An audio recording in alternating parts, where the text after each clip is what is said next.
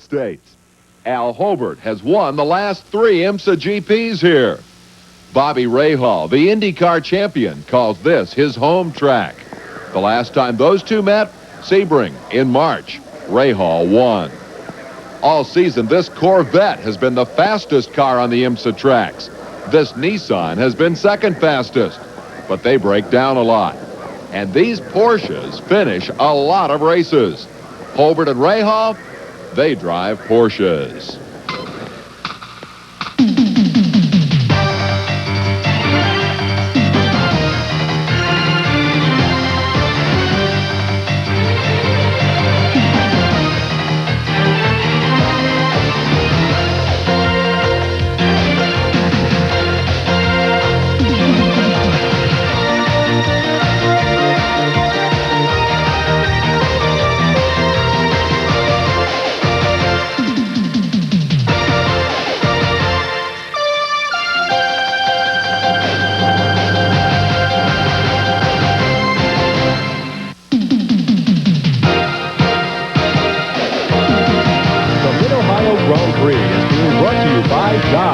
Setting new standards of performance. And by BF Goodrich TA Radios, we make your car perform. And by Coors Light, the Silver Bullet. No slowing down with the Silver Bullet.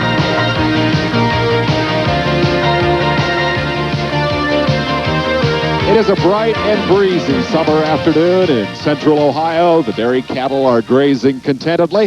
The large Amish community hereabout wrapping up their Sunday dinner. But here at the Country Club of American Road Race Courses, an international field of driving stars are about to sit down for the ultimate power lunch.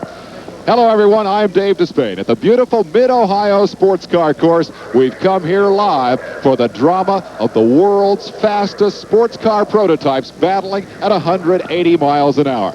The Mid-Ohio Grand Prix, filled with fascinating stories. In 7 previous Camel Grand Prix races this year, 6 different winners. Great competition. Mario Andretti is here with his twin brother Aldo. They've come to watch their sons battle as teammates, and they've qualified very well.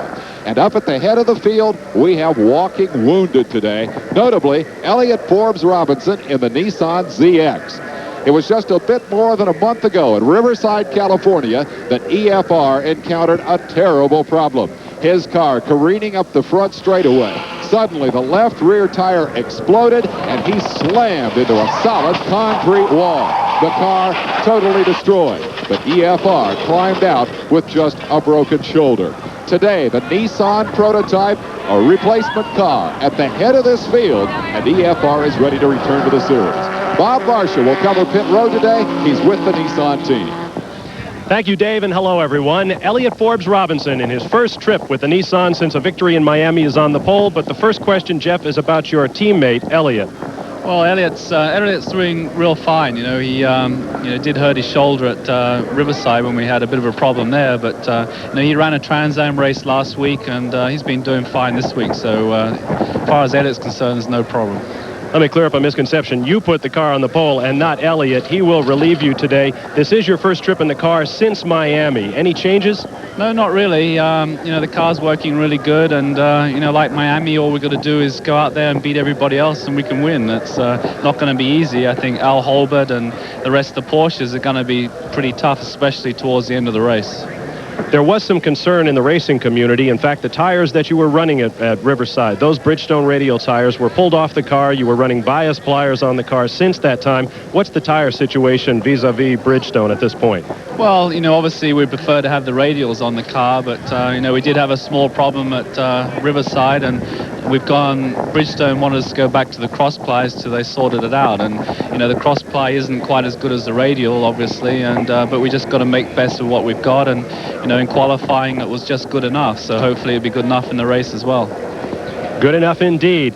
As Dave mentioned, on the outside of the front row, there was also a herding race team. With more on that, let's go to my colleague, and today at the pit road here at Mid-Ohio, Chris Economaki. Well, I'm with Al Holbert, the man who has won more races on the IMSA circuit than any other, 48, and many, many championships.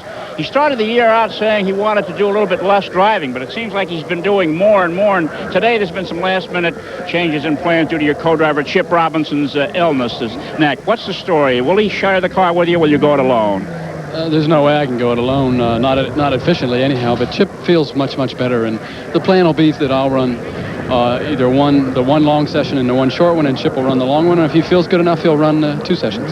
What exactly is wrong with him, Al? Apparently he's pinched a nerve in his neck or something, and you know, these young guys, they get a little bit testy. How's the course for somebody with his head lolling back and forth? The G-loads here aren't really all that bad, are they? No, but they're consistent, and they're switchbacks. I mean, you go from one direction to the other a lot, and that's really what's hard on your neck as far as I can recall. And it's probably the most difficult place of all.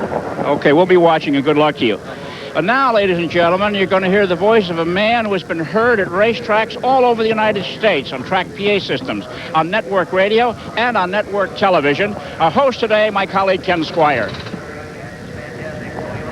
Thank you, Chris. Starter's orders just about to go up for 26 entries here in this 500-kilometer, 309-mile event on this 2.4-mile, 15-turn Mid-Ohio course.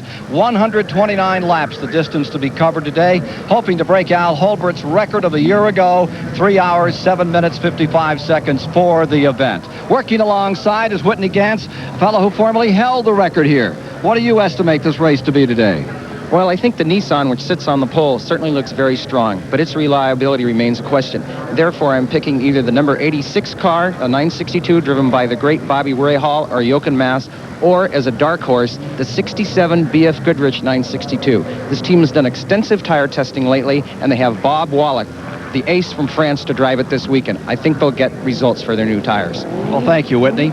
Yesterday, we put one of our in-car cameras to work in the BF Goodrich car, and Whitney Gantz will now take you around this course and describe all the variations these competitors will face. We start our lap at Mid-Ohio by entering the track in the middle of turn 1. During the race, this turn is taken in 4th gear at about 120 miles an hour. On exiting the corner, we immediately shift into 5th, obtaining a speed of about 150.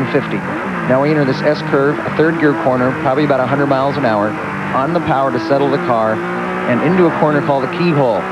Keyhole is a 2nd gear corner, the most important corner on the track because it leads onto the longest straightaway. It's very important that you maintain very good exit speed here. You shift up through the gears, obtaining a speed of about 190 miles an hour on this backstretch here. A time to look at your gauges and get ready to brake very hard for this 3rd gear corner at the end of the back straight, taking probably about 100 miles an hour. Now flick the car into 2nd gear, up and over this rise, probably about 90 miles an hour, hard on the power, down the hill, hard on the brakes, stay in 2nd gear, shift up into 3rd gear underneath the bridge. The car will get light, right there into 4th gear, hard on the brakes, select 2nd gear for this blind right-hander, probably 90 miles an hour, 3rd gear, 110, 4th gear, probably about 130, back down into 3rd gear. Must be very smooth for this corner. It's easy to go off the track right here, on the power hard, and into 2nd gear for the carousel, another important corner, and another important corner because it leads on to the pit straight, where you reach speeds of about 150 miles an hour in 4th gear. Across the finish line, and that is our lap of Mid-Ohio. Here in the STP Pit Communications Center, in a moment, we're going to run down some of the stories we'll be following today, but let's go quickly down to pit road now, a lake-breaking story in Bob Varsha. Yes, indeed, Dave Despain. We had hoped to have the inimitable David Hobbs joining us on the announce team for today's race, but as race drivers will, David found himself a ride in the Jack Roush Ford GTP car today, and so he will go race driving. David, I know that is terribly exciting for you, but how does it compare with joining Ken Squire in an announce booth? Well, obviously, sitting alone in the car, you're surrounded by a much higher class of company, but it's more fun in the race car. Really. It's great fun to be with Ken in the announce booth, but it's better fun out there on the racetrack. Ouch. Ken? No comment. I hope that late-breaking story is not spoiled by an early-breaking race car. Go get him out there, Hobbs. The cars in the GTP class today, they are a wonder to behold. They cost $250,000, more than 800 horsepower. They run about 190 miles an hour here. These guys are going to be the star of the show. But they have little brothers in this race today. They're called the Camel Light cars. They're smaller, they're lighter, they are less expensive. That's the key to the popularity of the class. The problem for these cars is they're about 40 miles an hour slower than the big cars, and we should have some spectacular traffic jams out there today. Before we leave the air today, we'll meet the winners in both classes in our Eastern Airlines Victory Lane. Come on over here with me as we talk about a competition that is going to put some rich winners' names up here on this board. The True Value Hardware Leader of the Pack Awards. It's a 500-kilometer race at 125 kilometers, 250K, and 375 kilometers. The executive producers, who do not make me rich here today, but will certainly try to make the drivers rich, will put up $500 at each increment to the car that's leading the race. Now, if one car can lead all three, they're really going to start to squirm up there in the truck, because there's a $1,000 bonus if you can lead all three legs and win the race overall. Now, out on the racetrack, we'll be covering the action with two in-car cameras. Up at the head of the field, in the number 67 B.F. Goodrich Porsche, Whitney Gann's dark horse choice today, will one of our in-car cameras ride, and it'll be with Darren Brassfield and Bob Wallach. Little further back in the field, we're also going to have a second car following the Camel Light activity. Howard Katz and Steve Phillips in their Camel Light car will cover the action in that division. Right now, they're buttoning things up, they're buckling in, they're preparing for a start, and we're going to be back to take a look at the starting lineup right after this timeout.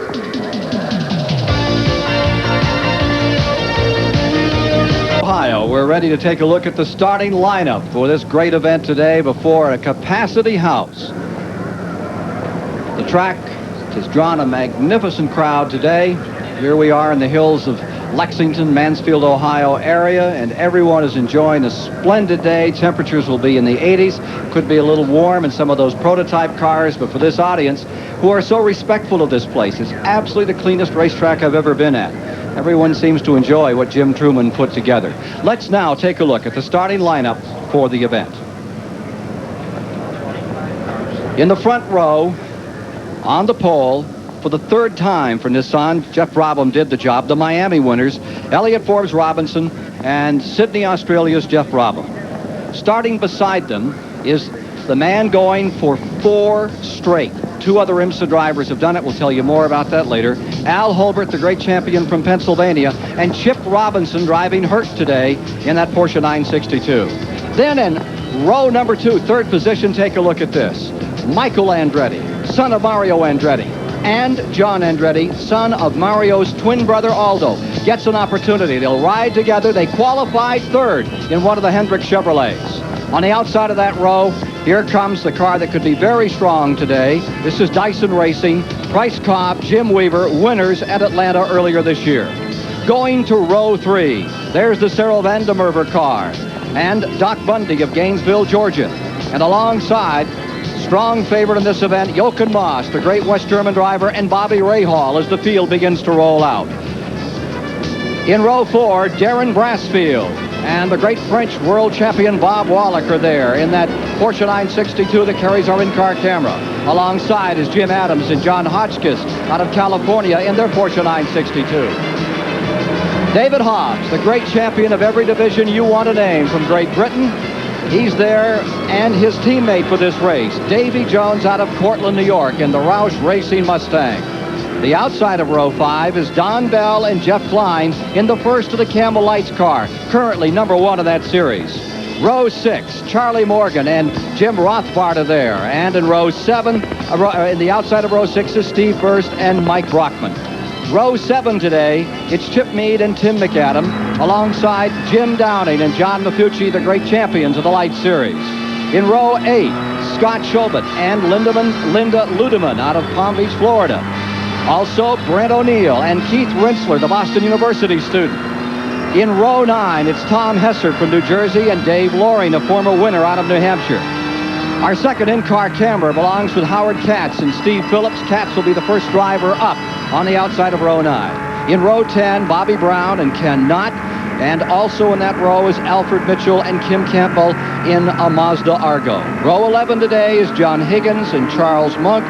On the outside of that row, it's George Petriliak and Jeff Perner of Glens Falls, New York. In row 12, Lance Jones and Bill Jacobson are ready to do battle. And on the outside of that row, Timmy Miller and Dick Rose. Finally, the last row in the field, we see Dick Lapley of Gate Hills, Ohio, in that beautiful Chevron Cosworth car that he's brought here, Kemper Miller of Rochester, New York, and Giampero Moretti of Milan, Italy complete the field.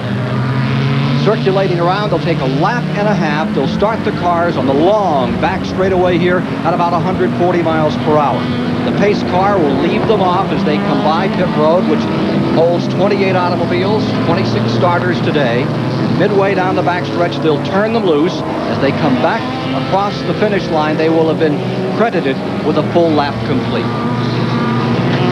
Car number 6 is in trouble. One of the Camel Light cars having a problem here and slowing down, coming to a halt. That's bad news right off at the very top. That the Rensselaer people. That's Brent O'Neill, the owner of the car. No, that's Charles Morgan and Jim Rothbard. Jim Rothbard's car? That's correct, driving the Fiero. Jim Rothbard out of St. Louis, Missouri.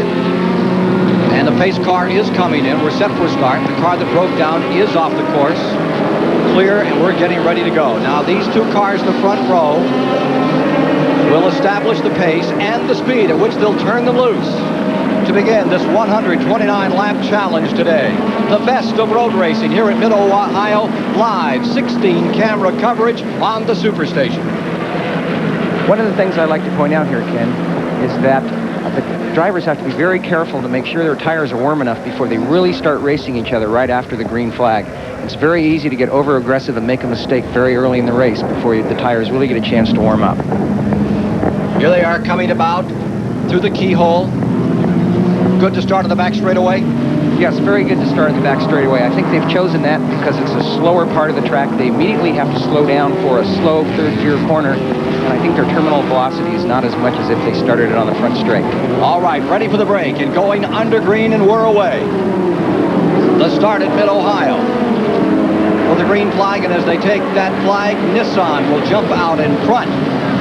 Scooting down into that first turn will be the Nissan car.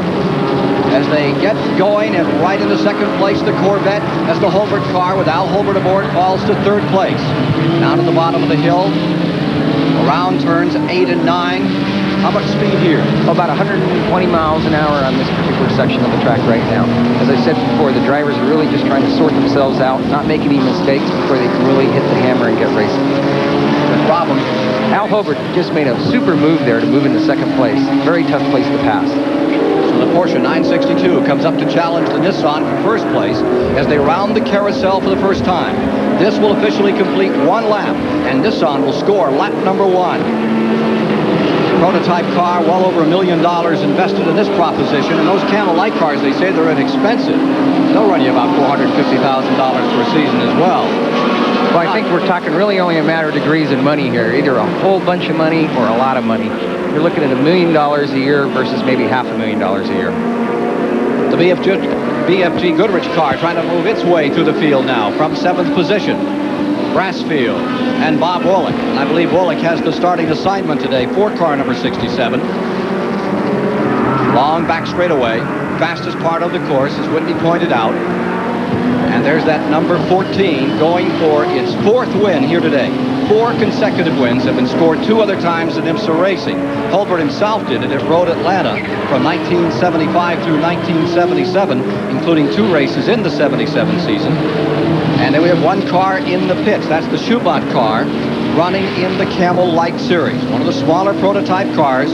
Linda Ludeman, the only woman driver in the field from West Palm Beach, Florida, and Scott Schubert. And we've got one off Big Dust here to the barrier, and that's one of the Chevrolets, I believe. That is one of the Chevrolets. Andretti? That is 22. It says Andretti. That is the Andretti car. I think maybe Michael might have gotten a little over anxious there at the beginning of the race and didn't wait for his tires to warm up enough. The other 4 consecutive win record is with Peter Gray. 4 straight at Road Atlanta, 1978, 79, 2 events each year. Let's take a look and see what happened out here to put that 22 into the Toolies this afternoon. John and Michael Andretti in one of the Hendrick cars. Well, that's the Nissan going through there. Leader coming through, 2nd place car, Holbert. Yeah, it just seems to me that Michael just really overcooked it into the corner. Maybe it is possible that Price Cobb in the Dyson car might have tapped him on the way into the corner, but I think it's probably just a case of Michael just being a racer. Being a racer. A little aggressive. So the Andretti cousins, car number 22, fall back. in the GTP class, the overall big machines, which get bigger now with new rules from IMSA, say they can go to 7 liters. That's 7 liters for the normally aspirated motor. To try and fend off some of this foreign competition that Porsche, now Nissan, is putting forth, as well as the incredibly powerful cars that Chevrolet team have. Here's Al Holbert trying to close in on the lead automobile, car number 83, staying in front. The driver right now, Sydney, Australia's Jeff Brabham, former top finisher at Indianapolis, Rookie of the Year there once. And Holbert putting some pressure on very early in the going. Of course, with one Nissan and a couple of Chevrolets out here, the rabbit in this case is that Nissan. I don't think they want to overcook this car early. Taking a look at the light competition for just a moment here, and there you see the Bell Klein car, number 01, just in front, with Steve Durst and Mike Brockman in that maroon Pontiac. That's Pontiac running 1-2 in the Camel Light Series. I'd also like to point out in this battle going on here that in third place is the Fab car Porsche. This car has really come along this year. Last year it really wasn't much of a factor in the Camel Light racing, but now it's a real contender, and they seem to be doing quite well in the opening laps of this race. That's Meade and McAdam, and they've had a win this season as well. So the top 3 in the lights are right there bunched together as they go to the top of the course, into a negative camber corner, and down that back straightaway where they'll also reach optimum speed, which for a Camel Light car is what? Camel Light car is probably hitting about 145, 150 miles an hour down this section of the track. Good battle for the lead. Yeah, I think that Durst has it on the inside. Absolutely. I'd be surprised if he can't get by here. But here comes 01, the Klein car, back on the outside, and the leader in Camel Light racing stays in first. Boy, they're really racing hard for that corner, especially this time in the race. I would think they'd be wanting to conserve their brakes a little more than they are, but they're out there racing. They know what they're doing. Smaller prototype cars, beautiful racing machines. The look of tomorrow in automobiles here today at Mid-Ohio, live on the Superstation. Front 3 still bunched up. Beautiful battle. And the Pontiac, that 4-cylinder engine, there they are side by side. Meanwhile, up in front, trying to draw away and getting about a 15-car length advantage is car number 83. Back with this battle another time, and Durst and Brockman have pulled in front of Jeff Klein's car. Klein now into second position, and the third place car would remain Tim McAdam. Chip Meade is now driving car number 43 in third, and he is closing on Klein. Good scramble in the lights category. Look at Durst and Brockman's car just pull away. I think they're willing to let him go. He wants to set a far quicker pace than they. Leader already into lap traffic. Yeah, you have to be real careful at this point in the race with lap traffic. You're lapping them for the first time, and a lot of times they're not aware that you're coming up. It's a very dangerous time, the first time you go around these slower cars. So, remaining in front for Nissan, car number 83. Sydney, Australia's Jeff Brabham is there. Al Holbert is in second, and it is Price Cobb maintaining third. Back with more live from Mid-Ohio in a moment. Nissan, number 83, holding onto that lead and doggedly staying there in second place. Early going, Al Holbert seeking his 4th win in a row here at the Mid-Ohio Road Course, Lexington, Ohio. And already these leaders are moving into the Camel Light cars, running much slower on the track, about a 40-mile-per-hour top speed differential between the GTP, these big prototypes, and the Camel Light cars. Jeff Brabham was asked if that was a problem for drivers of the faster cars. Yeah, well, it seems like 140. It's kind of a dangerous deal to have such fast cars and such slow cars out on the track at the same time. But unfortunately, we're in a position where we have to run both classes right now. But it's definitely not fun for us being in the big cars, and I'm sure it's no fun for the guys in the little cars either. There you see that car that Jeff Brabham is driving, the 3-liter V6 Nissan car, which has scored 1 victory this season. And right behind him comes Al Holbert, trying to stretch his record of victories to 4 here this afternoon. As matters stand, is Price Cobb maintaining the Dyson car in third. Then Cyril Vandermerver is in fourth. And then in fifth is Bobby Rahal with the Oken Moss team. And now we're riding with the Howard Cat Steve Phillips car. You're back in a Camel Light car for the first time in IMSA racing. You're seeing it live here on the Superstation. They are running 7th in the Camel Light series, and they are running 15th overall on the field at this time. You can see them trying to sort themselves out and move up. Howard Katz, former Formula 4 driver, and this car, number 73, which is built, maintained, Chevy Tiga in the Sugar Bush area of the state of Vermont. Strange part of the world for a race car to come from that competes in this league. Here he is down the main straightaway, headed for turn number 1 under the bridge, and trying to close in on those 3 runners just in front of him, all running in the same category. Right in front of him is the Hessert car, number 96. And now you're riding with the driver, Bob Woolek, in the number 67 car, which is 6th overall in the field. Great French driver who has won in the 24 Hours of Daytona, won at Le Mans, won in World Endurance competition, and brought in here specifically to see if they could make that number 67 respond to the victory. They have not won since 1985 at Riverside, California. They've taken a few weeks off to try to get this car, and you're with Bob Woolek now as he peels around the top of this course. There's the negative camber corner into the back straightaway, where he'll zip up to how fast? He's going about 160, 170 now, up to about 180 miles an hour. He's right behind my shoe-in for the win here, which was the Ray Hall Moss car. Interestingly enough, as we watch Bob Woolek move in and make the pass there, that he looks like he's out there on a Sunday drive, for one thing. Whitney, you alluded at the top of the show to the fact that Woolek is a tremendous development driver. They have spent the last 5 weeks working full-time on that race car, dialing it in for this event today. They want to win this one, and they have some added incentives, something called the Camel Pyramid.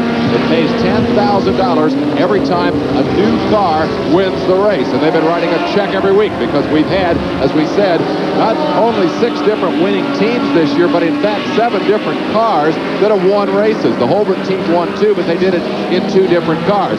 Woolek is one of the favorites to take that 10 grand here today. This team has not yet won a race. They feel today may be their best shot, and the way he disposed of Bobby Rahal, they definitely are headed for the front. 10 laps will be complete this time around, with the 129 to be run, as you see the 2 leaders, and Al Holbert just hangs on, perched on the back of the Nissan number 83 as he floats through lap traffic and stays there, waiting on that Nissan. Oh, look at this up against that back marker. Lap car, we don't mean to say back marker because these lights are trying in their own class just as hard as the prototypes are, but you can see the driver of the lead car really have to get on the binders and not overrun himself into that slower car. Well, I think maybe Jeff just misjudged that a little bit, because it seemed to me that the light driver maintained his line, which is what they're supposed to do. He seemed to do a good job. I think Jeff was just a little confused. Let's go to Bob Marshall. Well, at the top of the show, we saw the accident a little over a month ago at Riverside, California, that gave Elliott Forbes Robinson a broken shoulder. Elliott, the question is, how are you feeling? I feel great. I can't wait to get in the car. The car is running super, and if Jeff can turn it back in the position he's in right now, I'd be real happy. The car is extremely fast. Jeff is driving very aggressively out there. Do you guys have a plan to go out and just try and hold the lead all day long? Well, we've got to stay with Holbert because we know that Holbert's going to be the toughest one to beat here. And if he can stay right with him, and then I can get out and stay with Chip when he's in the car, then we'll be in great shape, because the race will be won in the last hour of the race. We'll be watching for it. Thank you, Elliott. Let's get back to the action. $300,000 cars and no air conditioner. They're using cool suits for the most part in these machines. And Elliott was telling me that that car, he believes, is the coolest machine, not only in sleekness and in looks, but literally in the driver comfort of the car. And he says much cooler than a 962. Well, we're in the B.F. Goodrich car once again. Bob Woolek's car swings down to the inside and puts a lap on the Howard Katz number 73 car. Now let's go back to that number 73, who was just passed by the car on the inside, the number 67, and you can see the tremendous distance those big prototypes put on them. Hardest braking on the corner is right here, turn 6. They really struggle on the binders. This is right, we're in an International Race of Champions event. Bobby Rahal and Mario Andretti had a little sniff a year back. Bottom of the racetrack, there's really a lot of altitude here. It drops right out from underneath you. Well, yeah, this is a tricky part of the track. Anytime you come to a track with a lot of elevation change, it's very difficult to drive and keep the car stable on the track. When the track falls away from you, the car wants to get loose. And Now you see the number 86 closing on the Downing Mafucci car. That number 63, the red car, is the Mazda that Jim Downing has driven to victory in 85 and 86. There it is in the Camel Light Series. Meanwhile, the number 86 is maintaining sixth position. Bobby Rahal, 1986 Indianapolis 500-mile champion, who has more miles on this track than probably any other competitor, stays in the car.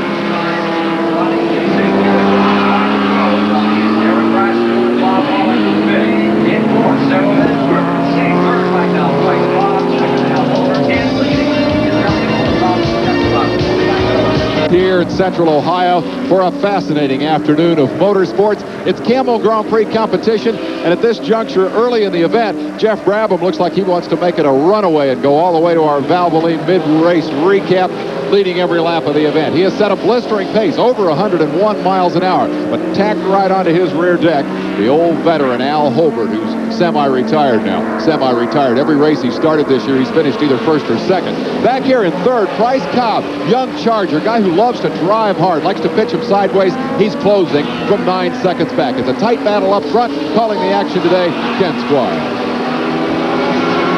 In the lead, it is number 83, Jeff Brabham. The Nissan stays in front, but right there in second place is that number 14, Al Holbert, 48 wins in IMSA, that great champion for the United States, closing ever closer now. He was able to just hold up there for a while. Now you see he's cut it down to 1 car length. It was 8 or 9 here just 2 laps ago. Call it 2 car lengths at this point. But he definitely has Jeff Brabham right where he wants him at this point. It's a matter of, do you want to use up your car early or show patience? That's the question in these kind of races. Well, Ken, I would like to point out that I've put a clock on these cars the last few laps, and I am personally amazed how hard they really are running at this juncture of the race. The last couple times I've timed them going around the track, they've only been maybe 2-3 seconds slower than their qualifying times. Their qualifying times were done with an empty track. Now they're in traffic, and they're going extremely fast for this point in the race. Last lap was 100.8 mile per hour average, around 15 turns on this 2.4 mile track. These two cars averaging 100.8, locked nose to tail. Nissan, Japanese car up in that front running position, and the German Porsche right there in second place, the 962 with Warrington, Pennsylvania's Al Holbert nipping away on the heels of the Australian driver, Jeff Brabham. Third spot remains just a few seconds back. Prix Cobb, David had it as 9. Meanwhile, Holbert seems to be the man to watch at this moment, standing by to get in that car, Chip Robinson, shortly. What does it take to win at Mid-Ohio? Al Holbert says a heavy right foot is not enough. More than anything, I think it's attitude. It requires an immense amount of concentration from the minute you get here till the minute the checker falls. Because of the traffic on the racetrack, you have to have patience, and you know that takes a lot of concentration. And the car changes, and it does here. This track changes. You know, you can easily get over the speed bumps, and this track can destroy a car pretty quickly. And as far as having the stamina to go fast time lap after lap and keep putting them together, you just have to keep willing it, keep saying you're going to do it. And I think that's what I try to, more than any place, key my guys on before we even get here. Al Holbert, one of the great team managers and certainly one of America's finest drivers in this form of racing. Live here on the Superstation, you're watching as Holbert keeps in sight Jeff Brabham, the Australian driver, car number 83, spends most of his time in the United States these days, but Australia takes great pride in the fact that he's one of theirs. Here they are, coming around the number 23 car, Petrolak car, out of New York. Buick Argo there for just a moment, getting the limelight. Let's go to Chris Economac. Well, the pits are supposed to be a place for a moment of rest and sustenance for the drivers in today's race. But in reality, the pit can be a pressure point, because in many of the pits, Nissan, Chevrolet, Porsche, Ford, Pontiac, there are representatives from the factory with public relations men and advertising agency people standing by to make the most of a possible victory. Even in the lights, the Mazda Buick people are hoping for something to blow their horn about when it's all over. And then, of course, there's the hidden battle, the battle for tire supremacy. Bridgestone currently out front. Goodyear, BF Goodrich, and Firestone all out here hoping to have something to cheer about when it's all over. The pressure is really on. Now back to you. The early cheering is for Nissan, staying in front, seeking their second win of the year. Winners at Miami. They skipped the 24 hours of Daytona, went for the shorter race at Miami, through the streets there, and were successful. That terrible crash at Riverside brought out a new tub, and that's what you see here racing today. Now you're back in the BF Goodrich car with Bob Wallach, the number 67, in fifth, having passed the Bobby Rahal, number 86. Bob Wallach trying to close ever more on now the number 52 car. Good struggle beginning to develop for fourth place. Ken, one of the things that the BF Goodrich guys told me before this race started, one of the great places where they made a breakthrough in their tires are their consistency. The tires they had before were going off after just a few laps. They did some testing, found that the tires were being very good for at least 30 laps, and they thought the race would come back to them. And that the faster cars would wear their tires out first, and this appears to be what's happening. Wendy, while the BFG guys have confidence in their tires here today, the car just in front of them, the Corvette of Sarl Vandermerve, and that team very optimistic about another element of the mechanical combination. They like the new electronic fuel management system that they think might be the key to victory for that Corvette. It is a gas guzzler. That powerful turbo V6 uses a tremendous amount of fuel, and it cost them the victory at Laguna Seca earlier this year. They were going to win that race, had to stop late in the race for a dash of fuel, and it cost them the victory. And so what they've done is go from the mechanical fuel management to the more sophisticated electronic fuel management system. Essentially, a computer controls the turbocharger and the intake of fuel into the engine. They hope that it's going to run more conservatively on fuel today. They anticipate, their strategy is that they will make 2 pit stops. They feel that everyone in the field will have to make 2 pit stops, and thus they start the event on level ground. That car has tremendous horsepower. When you watch from the in-car camera and they run down the straightaway, he gains a lot of ground on Bob Wallach. Here's Wallach coming up the inside and challenging. That fuel management system may be the victory, the key to victory for the Corvette today if they can win it. Dave, they have been working here over the past several days, and they're up to about 3 miles per gallon at the present time. And there's car number 73, I believe. That would be Howard Katz with that second in-car camera in the light series, having some trouble and pulling off the course. All I can say, Ken, is it must be something fairly terminal. If the car is able to roll, they usually try to limp him back to the pits, but he seems to be having a terminal problem. Look at this battle for second place in the lights. It's 11th and 12th overall. That's the Don Bell, Jeff Klein car, trying to hold off Chip Mead and Tim McAdams' car. Mead now at the controls. That is the battle for the lead in the lights. The smaller prototype cars having a good go for it this afternoon. On pit road, problems developing. Car number 9 is in. It looks to be in a bit of trouble out here. Smoke pouring from beneath that car, the Jones-Jacobson car. They've apparently had some sort of pit fire, maybe during refueling. Some fuel spilled into the engine bay. That's a common problem with when you refuel.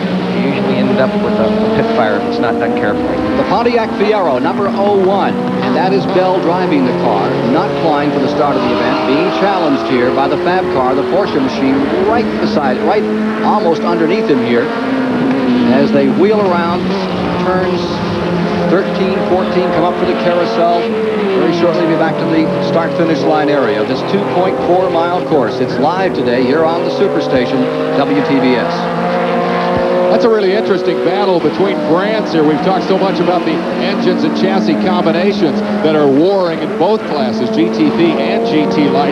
The Pontiacs have just been killing them in the GT Life class this year. Everybody says they're hands down to win the race today. But that's a Porsche-powered Fab car running in second spot, and it's obvious to me that Chip Mead, who's an excellent race driver, and his teammate Charlie Monk have no intention at all of letting that Pontiac run away early. They want to keep the pressure on and force a problem here in the early going for the car that has been the dominant force in the light division, that Pontiac 01 of Don Bell. They split that team, David, and they put McAdam in with me today, and they moved Monk into the 42 car so that they could get a little better draw on their team, have a little more experience all across the board of the two cars, and it's sure working for them right now.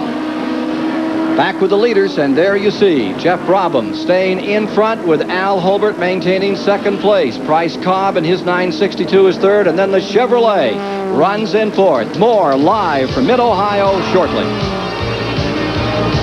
We couldn't ask for a nicer day or a nicer place to bring you a race live on TBS Sports. Mid-Ohio sports car, of course. And here's what it looks like at 180 miles an hour as Bob Wallach has brought his Porsche up into fourth spot, and he is charging. 20 laps are complete, working 21 of 129 that make up the race distance here today, and two great battles. Up front, Jeff Brabham and Al Holbert have never been more than 10, perhaps 12 car lengths apart for the entire 20 laps run thus far. Further downfield in the Camel Light battle, we have Chip Meade and Don Bell racing for 11th and 12th overall, but first in class, and that's just as good a battle between the Pontiac and the Porsche. A long way to go here, a great show, and not all the action is on the racetrack. We're going to have a lot more here from the STT Bit Communication Center, but right now, let's get back to Ken Squire. The battle continues up in front as the 83 continues to slug it out with the 14 car, and the Ford is now just pulling onto pit road directly across from us. The David Hobbs car, which has been running in 9th position, now in there some 10 seconds. And let's see if there is a driver change. You see Davy Jones standing by. I don't think he's ready to get in. It would be premature. They obviously have some sort of mechanical engine problem with that car right now. Biggest engine in the field, and something is amiss on that normally aspirated car. Here is Holbert really closing up on the Nissan. The number 14 of Al Holbert back on number 83, Sydney, Australia's Jeff Brabham. One story on that car in the pits, the problem there may be related to the fact that they blew up their race engine on the dynamometer getting ready to come into this event. They had to rebuild it over in the grass here behind the paddock area, and they have just rejoined the event here, hoping that that is not a terminal problem.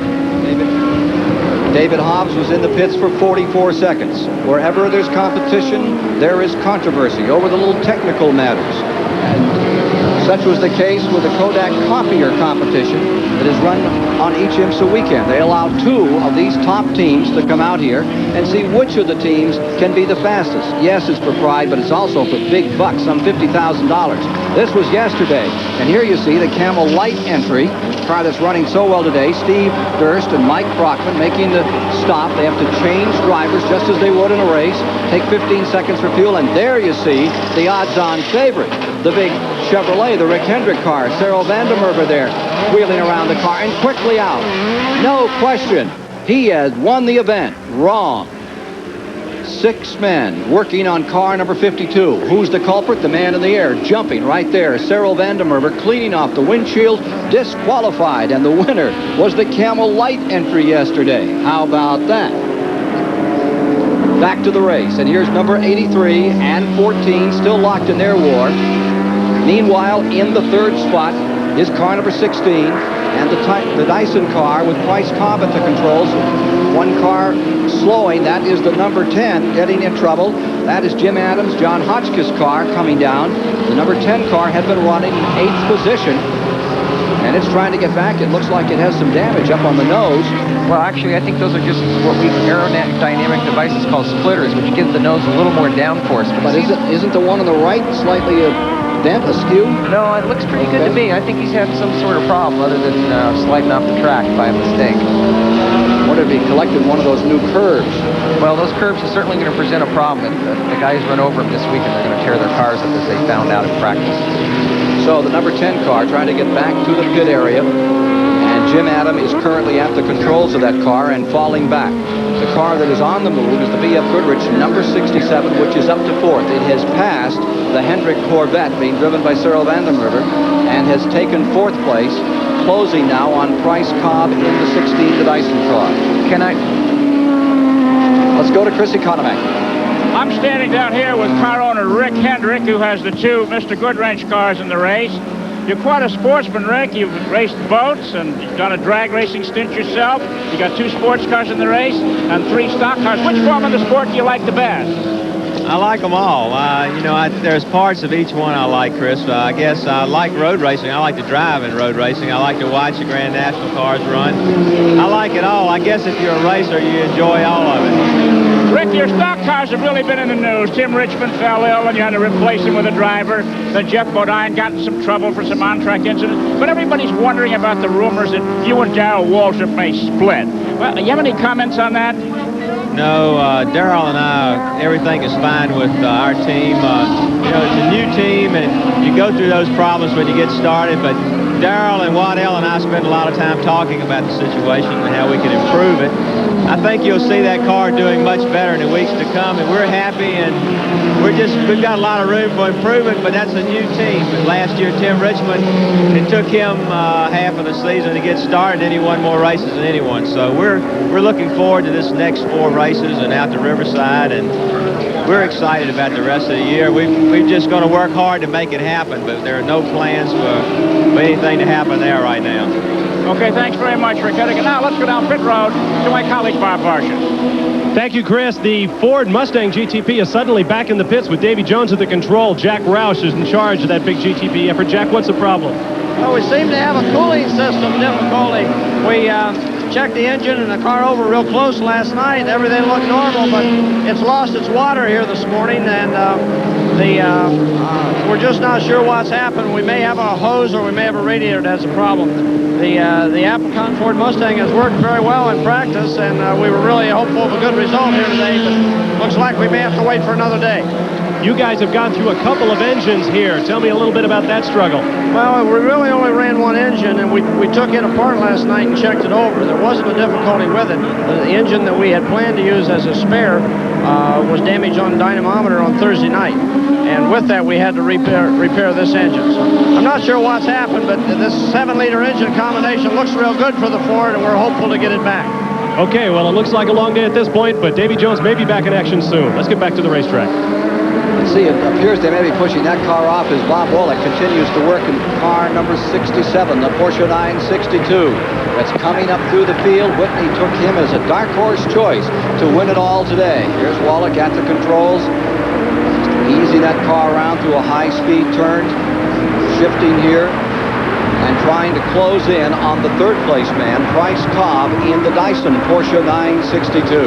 The VF Goodrich car, maintaining 4th position, 5 weeks off, losing a little weight off the machine. They put it on a diet, and meanwhile, up in front, there's the 83 with Jeff Brabham, Elliott Forbes Robinson waiting to take over. In the second spot is Al Holbert. Last lap at 103 miles per hour on that leader. Jeff Brabham stays in front. Can he stay there? Back in a moment. There's the Dyson car running in 3rd spot. Price Cobb, winner at Road Atlanta.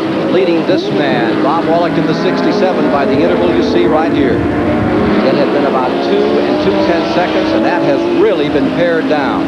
Less than a second now between the 3rd and 4th place cars in the Grand Prix of Mid-Ohio, live here today on the Superstation. Whitney Gantz. Ken, I've been watching Price drive here the last few laps, and he's definitely feeling the pressure from Bob Wallach. Well, now Wallach's right on his rear end. The car Price has been driving has been getting very sideways. He's really trying hard, and I've been watching Wallach too, and he's driving nice and smooth, and I think his VF Goodrich tires are finally coming into play. Here we are in that long straightaway, getting around 2 of the Camel Light cars, full speed, hard braking coming up. Let's see what Wallach will do. Stays right down to the bottom, swings to the outside, and tries for a pass. That is a tremendous move there. You've got to take your hat off to Wallach there. A lot of guts to attempt it, and a lot of talent to finish off that pass. That was a tremendous, tough pass. Frenchman Bob Wallach has just put the VF Goodrich number 67 into 3rd place, and you went along for the ride. Price Cobb is now 4th. Cyril van der Merwe with a Chevrolet is in 5th. Bobby Rahal is in 6th. Michael and John Andretti 7th. And then the first of the Camel Light cars, Durst and Brockman in the Pontiac, are running 8th. Don Bell and Jeff Klein are running 9th. Chip Meade, Tim McAdam overall in 10th. Jim Downing and John Mafucci in 11th. Bob Wallach, the great French driver here in number 67. Some drivers feel the Mid-Ohio track is too narrow. Hard-charging Bob Wallach doesn't share that view. Well, it's narrow, but there are plenty of spots where you can overtake cars. You know, at the end of the straightaway into slow corners. I mean, It's a good place, much better than other places, because usually overtaking is a problem everywhere, but I think it's quite easy here. And he nailed him right where he said was the place to overtake, at the end of that long straightaway. Notice in the pavement, up there in that keyhole, the difference in the color. There's some asphalt they put in there a year ago, and yesterday afternoon late, around 7:30, Whitney and I are out for a ride, and on our little golf cart, we discovered the crew here adding cement, that quick-dry cement, because that corner had begun to tear. Well, I think if the temperature gets much hotter today, with the pounding that these GTP cars put down on the pavement with all their horsepower, that track could begin to break apart. And if it does, it's like driving on ice. Oh, Wallach is really trying here. We'll have to get a lap time on it and see if he's catching the leaders. Let's go to Chris Economac. Well, I'm sitting down here in a park-like atmosphere with Mario Andretti. He's taking it easy today, but he's got a deep interest in the competition because his son Michael is out there in one of the Mr. Goodwrench cars. When Michael stops to get fuel, he's going to get out of the car, and Mario's nephew John, son of his brother Aldo, will get in to drive. Mario, it's a lot different for the youngsters today than when you started, isn't it? Well, the only difference that I can see, they have cool suits in there. Yeah, but think about the opportunities, Mario, that what Michael didn't have to go through, the dusty Nazareth half-mile dirt track. Did you ever go to driving school?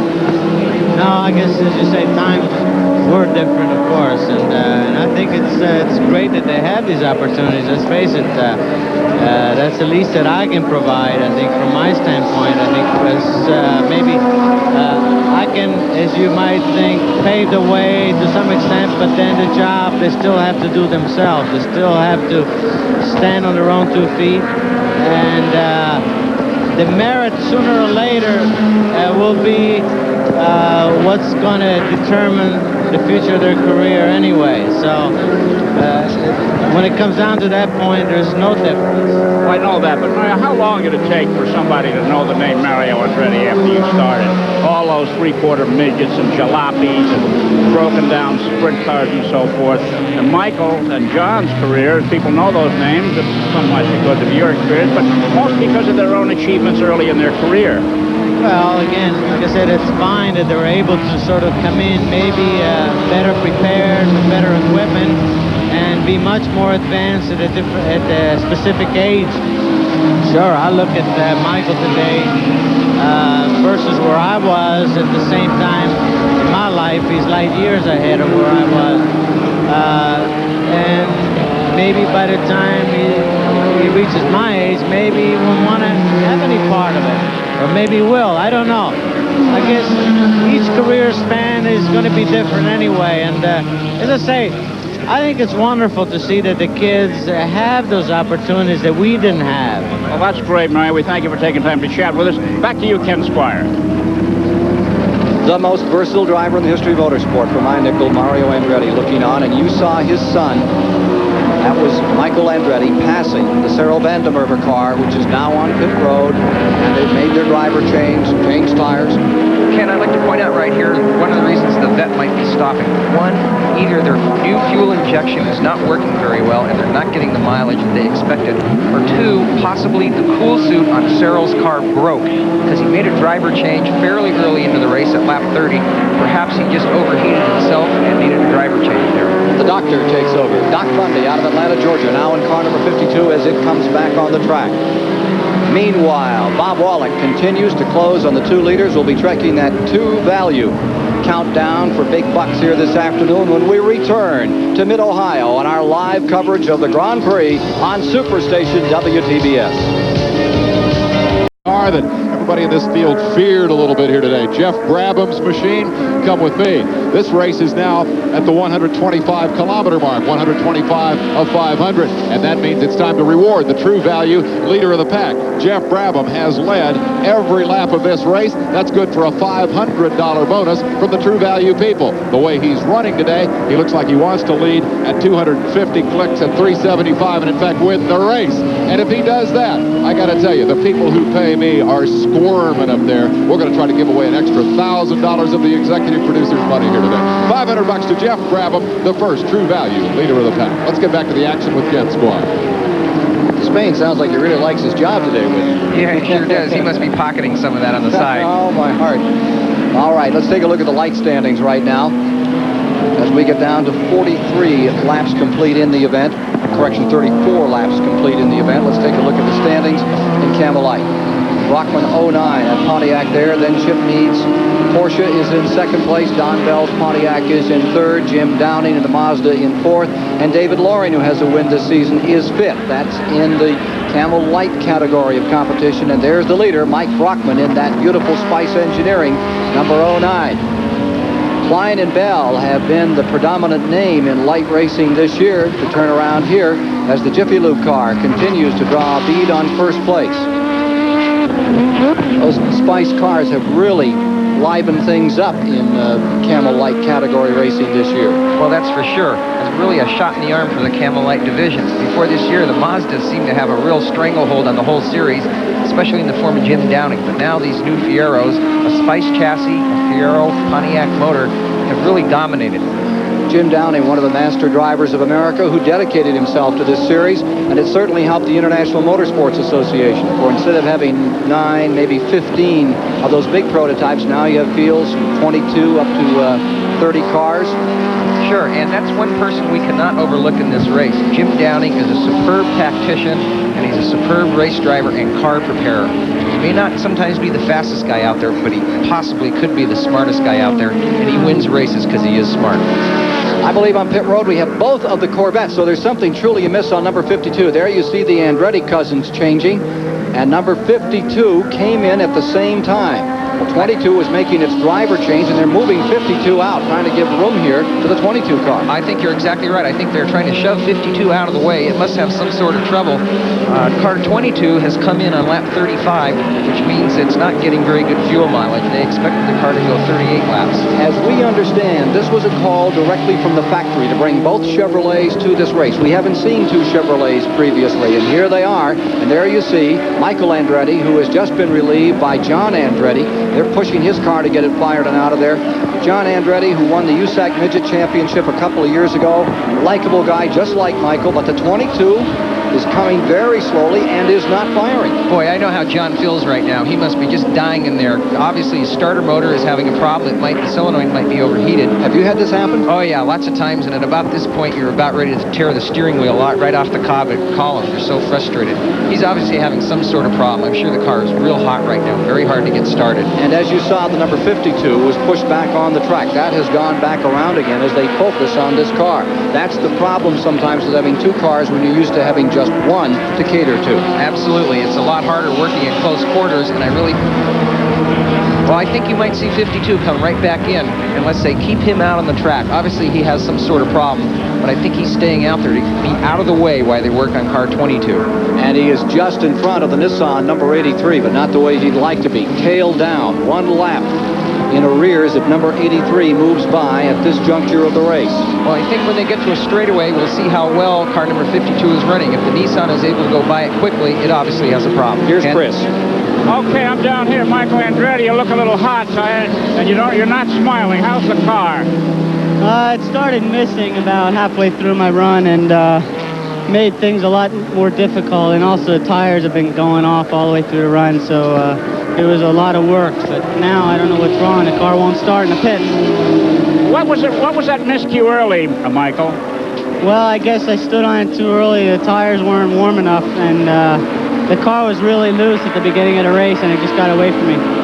Okay, better luck next time. Michael Andretti, and not a happy driver. Back to you, Ken. The Hessert car being lapped by Jeff Robham in the number 83 Nissan that stays out in front. They sat on the pole and they won at Miami. They're trying to duplicate that feat here at the most beautiful road racing course in America, the Mid-Ohio Grand Prix on the Superstation Live, and the drama continues around the Chevrolet team. The Rick Hendrick cars are having their problems at this point. The number 22 car being overlooked by the crew. Well, they did switch some electronical gear in that car right before the race. The team wasn't real happy about doing it, but they needed to do it. And I think now, unfortunately, maybe it was the wrong move because they are having troubles. Both cars are having troubles. Bad break for a guy that everybody likes in motorsports, Rick Hendrick, who came here to see those two cars. Yeah, Rothbart looking a little tuckered there. I think people here get an idea of how hot it really is out there. It's a tremendously difficult track to drive physically on the driver, and if your cool suit isn't working or you aren't wearing one, you'll be pooped real quick, and I think Jim's face shows how tired he really is. Dehydration factor, how much can you lose here? Oh, you probably can lose 8 to 10 pounds in an hour's worth of driving on this track. There's 15 corners here, and they're all fairly tight, so you really have to work the car to go fast. How many shifts per lap? I tried counting that up the other day, around 40, I figure, so you're probably shifting every 2 or 3 seconds. Back with Bob Bullock, running in third spot on the B.F. Goodrich, number 67. They have saved up for this race at Mid-Ohio. They have brought Wallach here from France to see if they can do any business on those other 962s, the Nissan, the Chevrolets, the Fords, and it looks like they have it pretty well put together. Jim Busby's team looking strong here as they continue to close now on the Al Holbert Chip Robinson car in second position. As I said before, those tires that they've done a lot of testing on, they feel the consistency of the tire is much better. In other words, the tire will last longer for each stint, and they hope the race will come back to them, which I think is what's happening. 38 laps are now completed, the 129 of Iran, and this car goes for its second win of 1987 in our live coverage from Mid-Ohio. More shortly. We're back at Mid-Ohio, the Mid-Ohio Grand Prix, moving toward the halfway mark here. Let's review this action in the Camel Light division. The Pontiac of Durst and Brockman still out front. Chip Meade has moved into the number 43 car, replacing Higgins. And the Meade-McAdam combination in the Porsche-powered Fab car now in second place. It's kind of an interesting team. 2 cars, 4 drivers. They're all presidents of companies. They are truly gentlemen racers. And Bob Varsha took the opportunity to meet this team of true sportsman drivers. Bob? John Higgins is president of an Ohio auto dealership. Tim McAdam is president of a Connecticut auto cleaning business. Chip Meade is president of a Georgia real estate development firm. And Charlie Monk is a doctor. Well, majority rules, so collectively they are the presidential racers. But don't let the fast lane luxury of their trackside motor coach fool you. We are serious about the sport. I mean, we don't invest this kind of time and money just to play. It seems we're a lighthearted approach to it, but when it comes down to a race, we're there and we're serious. But racing must not be confused with qualifying to race. Let John recall Memorial Day at Lime Rock, Connecticut. Well, they do a single car qualifying here at IMSA, which generally is just the GTP and the faster cars, and it sometimes improves their time because it gives you time on the track alone versus with the other competitors. They unfortunately scheduled it at Lime Rock late in the afternoon, which just absolutely destroyed a good tee time we had at the country club. And priorities are priorities, and I mean, let's be serious. So we couldn't make it back in time. So this week we brought the Ferrari up. So if we get stranded on the course, it's not that long a trip to get back to the motorsports facility here at Mid-Ohio. They want to be very careful going to and from the course. The Lexington Police Department are having field day up and down the road here, as we discovered yesterday. Here's car number 83. That is the Jeff Brabham car, still maintaining first place, and now by a bigger margin than he has at any time since the race began. Second place car, Al Holbert, playing a waiting game. Been kind of a tortoise and hare affair thus far in this contest. Absolutely. Although I am kind of surprised that Nissan is doing as well as it's been doing, because they really set that car up. That car was engineered around the radial tires, and it's using the old bias ply tires, and apparently they're working really well. And Brabham is such a good driver. Absolutely. I can't think of a better road racing driver right now than Jeff Brabham. Very quiet, very similar to his dad in that manner. Certainly can get the job done. He sure can. He proved that in the Can-Am. He's proved that in road racing and Indy cars, and he's proved that at Miami earlier on this year, and today he's proving it here. Son of a world champion, Jeff Brabham from Australia, continuing to show the way for Nissan with Al Holbert from Warrington, Pennsylvania, maintaining second. Here he is, and you see just how much that interval has developed between those two leaders. Meanwhile, back in the third position lies the number 67. Whitney Gantz's choice is the dark horse, pulling off here today. Well, it would certainly be an upset if they did it, but so far they're running well. Third place is awfully good at this point in the race. There's 2 pit stops to go, a foul pit stop, certainly not either Al Holbert or the 83 car right out of the top 2 positions and put 67 in the top 3. Elliot Forbes Robinson is standing right by now, Whitney, with our own Bob Varsha. Well, Ken, you're having about as much luck as I am today with names. Not Elliott Forbes Robinson, but Chip Robinson, who will be stepping in for Al Holbert. Chip, you were among some of the walking wounded at the top of the race. First, tell us about your condition. You're going to get into a heck of a scrap here. Are you up to it? Yeah, I think I'm in great shape now. Thursday, I had some real bad neck pains.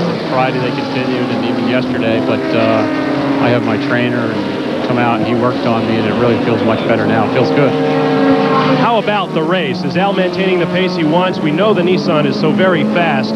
You guys perhaps don't have the horsepower that they do, but Al is staying right in the middle of it. Well, he's doing a great job. I'm very, very encouraged, you know, and when I get in it, I don't know if there's a tire change that has to be made because of a grip problem or anything. He's going to let him know so I can go out with a different tire combination, but I think we'll be in good shape. Okay, Chip Robinson standing by. In about 8 laps, he'll be ready to get in for Al Holbert in the second-place car. And that pinched nerve is really bothersome. He has trouble getting any movement to the right in his neck and down his shoulder, and they say a lot of that can be pure stress. I was talking to his doctor this morning. He's better. He went out and ran 3 or 4 miles. He loves to run, but it's going to be a problem out here in this race. Well, one of the things about the road race track, you want as good a vision to the right and to the left as possible, since all the turns are different. And also the G-loading in the corners. Every time you go around one of these corners, these cars, their handling is so good that it puts tremendous loading on your neck. So I think Chip will know fairly early on in his stint if he's going to be able to finish his whole stint. It's going to really give his neck a workout, that's for sure. I think we'll see Holbert doing a lot more work today. They talked briefly yesterday about keeping Derek Bell here. He ran in the International Race of Champions yesterday, and he had to get to Le Mans, and they let him go. And he's a good friend of Holbert's and would have stayed if they thought necessary. He went back to Europe. We'll be back with more of the Mid-Ohio Grand Prix here on the Superstation as we ride with Bob Woolek around this 2.4-mile track shortly. CarQuest Auto Parts stores salute the professional mechanic. He does a job once, does it right. He makes a promise on service and repairs. He keeps it. He's a professional. He depends on other professionals like CarQuest. We know our parts. Experienced the driver change. Jeff Robham stepping out. Elliott Forbes Robinson has taken over in car number 83. Now let's take a look at how they made this driver change. Robham really getting some assistance out of Elliott. Well, I think just moments ago. I think that assistance might have actually slowed Brabham down. It's awfully hard to get out of a car with somebody tugging on you. But I guess maybe he thought it speeded it up. They kid each other a lot. Well, you have to in racing. If you don't have a sense of humor, you're doomed. Brabham was saying yesterday, he said, well, I very much want to win this car if Elliott would just give me the opportunity. I mean, he's earned the name of the Seahawk, huh? Here's Elliott Forbes Robinson, car number 83, now in second place, and Al Holbert in the 14 is taken first. There in Brassfield, Bob Woolek's team is up to third, and the Jochen Mass Bobby Rahal car, there it is in fourth place. Rahal lying fourth. This was a car you said to be right up in front. Well, these guys are awfully smart. Bobby Rahal and Jochen Mass have won lots of races. They might have set themselves a little slower pace, and we can't forget, there's 2 hours left in this race. This is an endurance event. The drivers have to conserve the tires, they have to conserve the brakes, and they have to conserve themselves. So although they're only in fourth place right now, they actually might be running the smartest race. Whitney, Bobby Rahal says that Porsche is the car to beat in IMSA, and he's fond of his Porsche in particular. Well, he certainly has a good thing. He can beat a Porsche in an endurance race. It's that simple. And certainly I've been in other manufacturers that tried to beat Porsche, and it's tough. And so when you are in a Porsche, and especially the Bayside car, Bruce Levin's car, I think it's, if not the best, certainly the top 2 Porsches out there. You're excited because you know that any race you go to, you've got a very real chance of winning it. Showing 47 laps now complete. Fourth place car is this number 86, Bobby Rahal. Very successful driver here at Mid-Ohio. Knows it as well as any track. Knows it as well as finding his way around his house in the dark. He's driven here so long. Well, certainly his mentor, Jim Truman, has helped him out with winning on this track all the time. Jim Truman took over this track, turned it into the wonderful facility it is now, but that also enabled Bobby, his IndyCar driver for years, to test on this track really whenever he wanted to. Here he is in fourth place. Jochen Mass getting ready to assume the driving duties on this car. Former Formula One star. And just about as dependable a shoe as you can bring over from Europe. Absolutely. I don't think I've ever seen Jochen Mass make a mistake in a race car. He's a super driver, super intelligent. Ooh, a little fire out of the back of car number 86 up on the top of the keyhole there. Well, I don't think that's really anything to be concerned about. Maybe just a little backfire when he downshifted the car. That's pretty typical in all Porsches and really in all turbocharged cars. Here's the leader, number 14, Al Holbert. And remember that they are seeking their 4th straight win. And that will equal their record, which they established at Road Atlanta, and also equal the record of the late Peter Gregg back in 78 and 79 for 4 straight on the same track. Right now, we're running on lap 48, and I think in any time now, the next 2 laps, the top 3 running cars right now, all 3 Porsches will make their first pit stop. So get ready for the first pit stops of the top 3 cars. Here's Al Holbert, man leading, and let's go to the pits. Bob Barsha standing by with the man who just stepped out of what had been the lead car. Bob? Well, Jeff Brabham watches as Elliott Forbes Robinson takes the Nissan by. Jeff, you are as soaked as any driver that's gotten out of a car yet. It must be awfully warm out there. Well, it is. It's the Mid-Ohio is very physically a very demanding racetrack, and we're running up front. You're running as hard as you can, and I was glad when it was my turn to come in.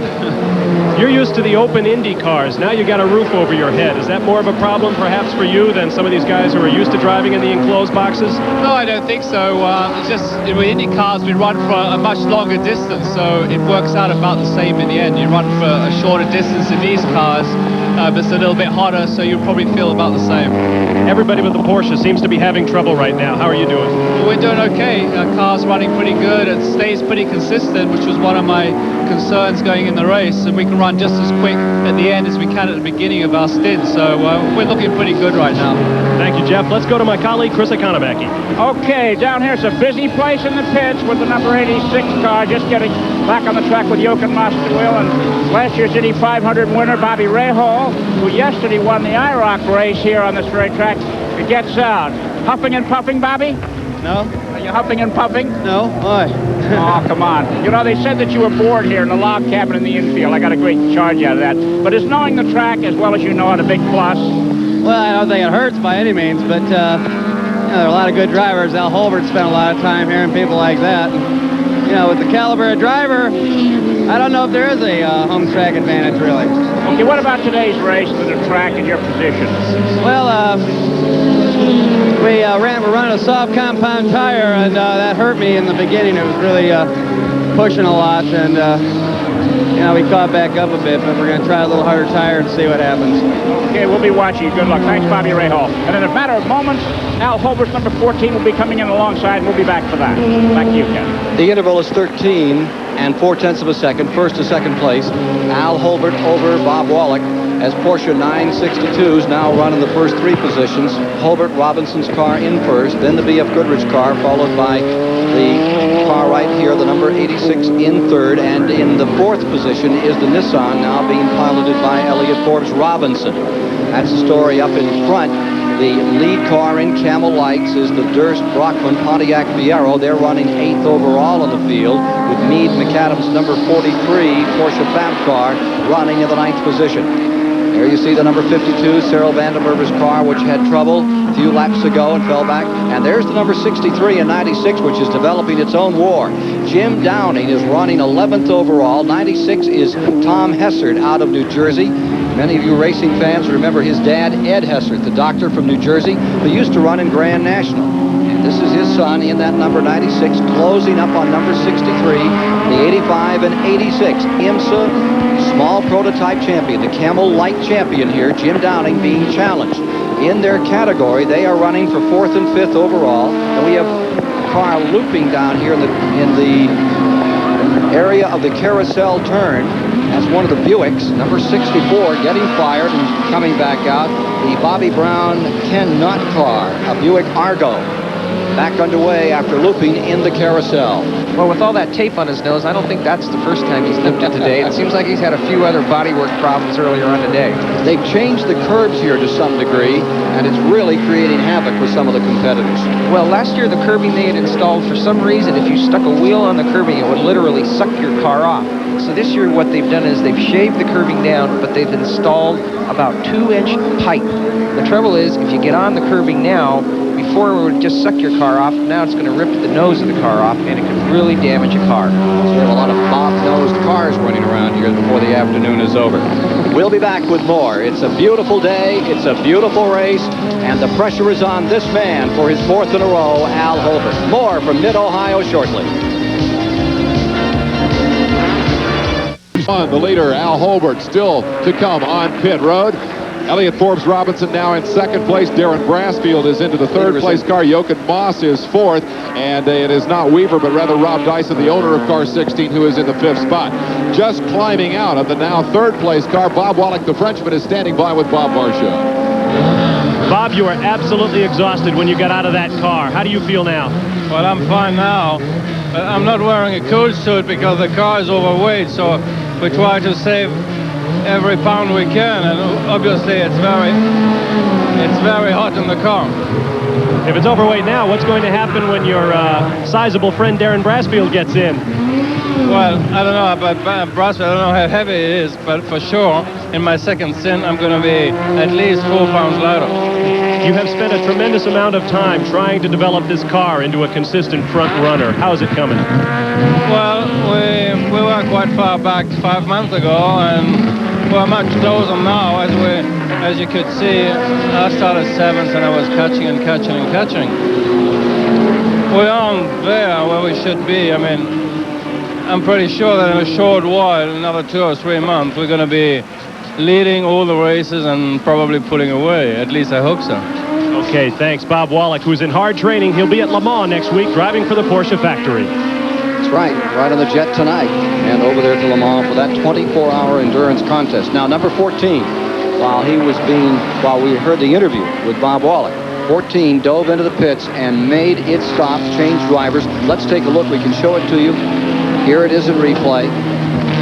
Al Holbert peeling out of the car, making the driver change. Chip Robinson getting in for his first stint, which can be a short one today.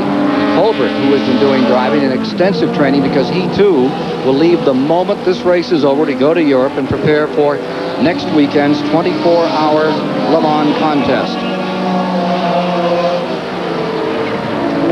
That efficient crew out of Pennsylvania, putting the Holbert team's efforts back into the race. Car number 14 is out, and it is in 2nd place. And let's go to Chris Economac. You're looking at quite a fatigued Al Holbert. He just stepped out of the leading car. Al, it looks like it was hot in there. It was hot, but I wasn't anxious. It was going pretty slow the last couple of laps between traffic and messing around with the reserve pump. I'm not sure it was worth it. Al, what about the car? And some of the competitors are making changes on their cars to make them go faster now that they've had a pit stop. Did you change anything on your car in that area?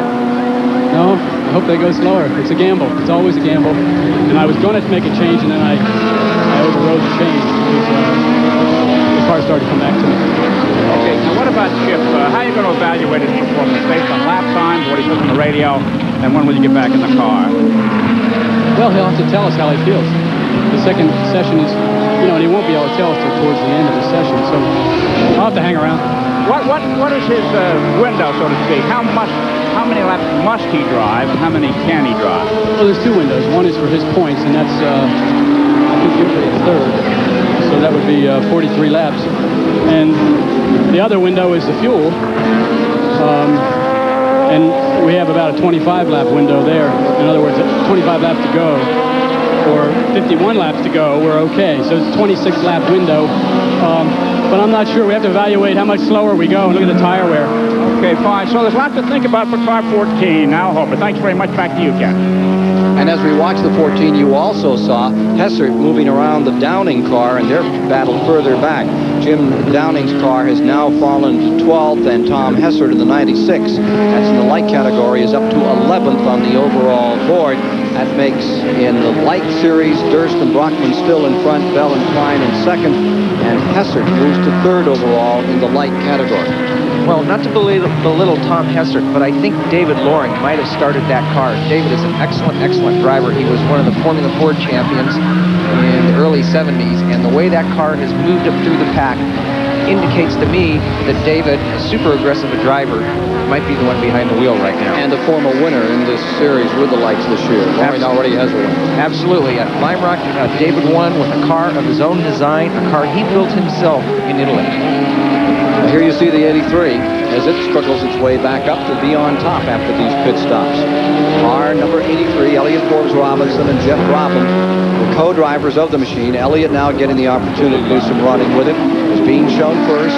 After the pit stops and the driver changes, Al Hobart, Chip Robinson's number 14 is in second, with Robinson now at the keyboard. In third spot is Darren Brassfield out of California, who will go Indianapolis car racing probably before this season is over. Might make the last two events of the year, and certainly has aspirations for the Indy 500 a year away. In fourth place in this field, Jochen Maas is now in the Ray Hall Maas number 86. In fifth spot, it's the Weaver Cobb car. Showing 6 on the field is the number 10 of Adams and Hotchkiss, and 7th is the Chevrolet, Cyril van der Merwe and Doc Bundy. Bundy now at the controls. 8th is the first of the Camel Light cars. That is the Durst Brockman team in the Pontiac Fiero, while in 9th is Jim Downing and Mafucci in their Mazda number 63, and in 10th is Hessert and Loring. That's overall top 10. I think here, something to notice here is the way the Nissan went right by car number 52. The Chevy and the Nissan usually are direct competitors on the track, but because the Chevy lost a few laps earlier on, he was a sportsman and seemed to let the Nissan just go right by, not to foul up his race, because he's 2 or 3 laps behind at this point. So the Nissan there's the 09 leading in Camel Light competition. Durst and Brockman going for, I believe, their second win of the season in this beautiful Pontiac Fiero, which has livened up things in Camel Light this year immeasurably and given Jim Downing and Mafucci something to really be concerned about. They took the championship in 85 and 86, and right now, Klein and Bell in the 01 car, the sister car to this 09 out of Spice Engineering, is right on top of things. Well, in the past, last year at Camel Lights, Downing and Mafucci, their strongest point was really the reliability of their car. Pontiacs were fast last year, but they didn't seem to finish very many races. After a winter of testing and a lot of work, they're obviously quite quick right now, and also, in their behalf, they seem to be able to finish races on a regular basis. 57 laps are now being shown on the board as we get close to our Valvoline mid-lap report. Last lap was 102.5 miles per hour. Looks like we may have a new record in this Mid-Ohio Grand Prix. More from Lexington, Ohio, shortly. We're back with you at Mid-Ohio. It's live today on the Superstation, the Mid-Ohio Grand Prix. This car weighs just 2,050 pounds, carries just 31 gallons of gasoline, but has a wallop of 700 horsepower. And right now, Elliott Forbes Robinson, teamed with Australia's Jeff Brabham, is leading this event, attempting to give Nissan its second victory among the manufacturers in this championship battle over the Porsches, which are running currently 2, 3, 4, and 5, and 6 on the field. The Chevrolet Corvette in 7th place. Elliott Forbes Robinson, who crashed hard at Riverside, California a month ago, back at the controls, smoothly bringing this car around. Guy who came all the way up through the Can-Am ranks, the Trans Am ranks, then took a detour into NASCAR racing where he was not successful.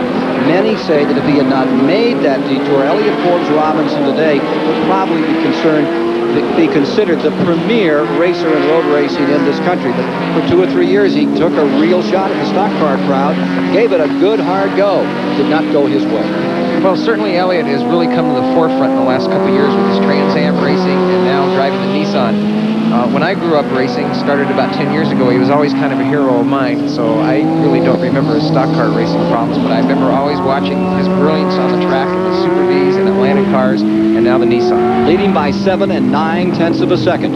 Car number 83. Robinson, broken shoulder and all, continues to draw away and stay out in front of the number 14. Here you see the 96, the Loring Hessert car, which has its own war going. He's back in 9th place, and there's Jim Downing and Mafucci's number 63 running directly behind him. That's the 2nd and 3rd place battle overall in Camel Light. There you see it, Hessert Loring's number 96, and here comes that 85 and 86 champion, number 63. If you look closely at the 96 car, you can see that it only has one splitter, that aerodynamic device I talked about earlier on the nose of the car. He's obviously come in contact with one of the bumpers or the pipes that they put in before, and I wonder if that's beginning to affect the handling of the car. You can see right here, he only has one of them. The one on the right-hand side of the car is gone. Right behind the Downey car is the number 43 machine, and that is Chip Meade, Tim McAdam. They're running 11th overall in the field, and they are running 4th in the light class. That's a struggle right there between the 43 and the 63. Long back straightaway. Fastest speed for these cars in this area. We talked about them with the smaller prototypes. They get it pretty good through there. Well, they certainly do. For the amount of horsepower they have, about 330 horsepower, they're probably hitting 140, 150 miles an hour right on that part of the track. And I think as the viewer out there is watching, sometimes some of the best racing here in the IMSA series is in this Camo Light group. Oftentimes it's overlooked. Here's number 67 once again. Now with Darren Brassfield. Exciting driver. Boy, he gets everything there is out of a car and then some. And here's the 86 just in front of him. The Jochen Moss Rahal car now being shown in third, and Brassfield is closing another time. Well, actually, I think, Ken, that the Jochen Moss car is actually just past Darren. They did make a tire change in the front of the car, change the compounds, and it seems to be paying off because they've moved from fourth to third now. And he's caught for just a moment on one of the Camo Light cars, having to back out of it before he can continue in his challenge to go up among the leaders. You see that little number 34 Kim Campbell out of Texas. Friendswood, Texas, where that Mazda Argo calls home. Now out of the way, and here comes Brassfield trying to close back in again on the number 86 with Jochen Moss now at the control. I think through this next series of corners, we'll really get an idea to see whose car is working the best tire-wise, whether the 86 car is able to pull away or whether the BF Goodrich car is able to catch up. In the next few corners, we'll have an idea of really what's going on in terms of tire wear for these cars. There's the number 86, which is running third. Right behind him, the number 67, the BF Goodrich car, Darren Brassfield. Seems to me that the 86 car has just begun to pull away just a little bit, and perhaps what Bobby told us during his pit stop, that the change in tire compound in the front of the car has really helped. Before the race, Darren Brassfield predicted a tortoise and hare kind of race out here, but with an emphasis on starting up front. This track is tough on cars. There's going to be a lot of cars breaking in the race. The Corvette, the Nissan, they are almost like jackrabbits. I mean, they're so much quicker than us horsepower-wise that if they lead early, we're kind of hoping that we have a Porsche the old reliable that will be there at the end. And, that's kind of what we're shooting for. If we can qualify in the top 4, we think we have a good shot at winning. Off the negative camber corner into the back straightaway. Looking over at a Camo Light car, which he wished wasn't there, cost him a little bit of time getting out of that corner and into that chute. I wonder if Darren might be having a little problem with his brakes. For a brief moment there in the in-car shot, you saw him look down and reach over to something, usually on that portion of the dash, which is where he was reaching. Sometimes it's the brake bias knob, which is what determines how much braking power the front brakes have in relation to the rear. It looked like he was playing with that, so maybe he's having a brake problem right now. And he's still adjusting. I was shifting there. Yeah, that shot gives you an idea of how much pounding the driver takes in these cars. Darren Brassfield, California driver, strong in Trans Am, wants very much to move on. He'd like a crack at anything. He'd like Formula One. But right now, he also is making a real effort to get into Winston Cup stock car racing. And his dad at one time brought Richard Brooks over from California to race there. He got him started.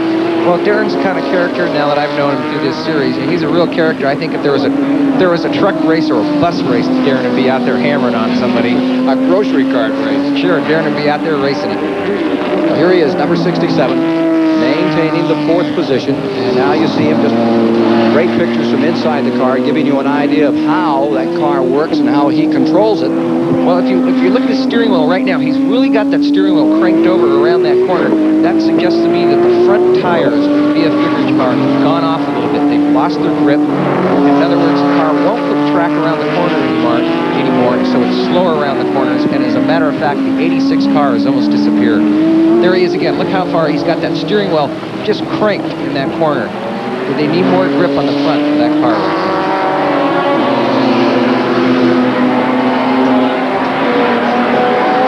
amazing pictures on car number 67 as you see how it works to the spectator, and you get a bird's eye view of what it's like for Darren Brassfield. See how much he's got that steering wheel turned over? They're definitely, in my opinion, having a problem. Meanwhile, car number 09 is pitting. That's the leader in the lights. Durst and Brockman's car is on pit road. Durst, the driver currently. These two guys, I think, are the characters of Camel Light. They're a real fun couple of guys. They race very, very hard, but when they're out of the car, when they're out to dinner at night, they like to have a good time. And I remember before Columbus, a race they won last year where they were drinking a bottle of champagne to celebrate the race the night before the race, and yet they went on and won it. That's the old Curtis Turner philosophy of racing. That's what you hear the stories about the old guys in the 60s having a good time. Right after World War II. Not the way it's done anymore.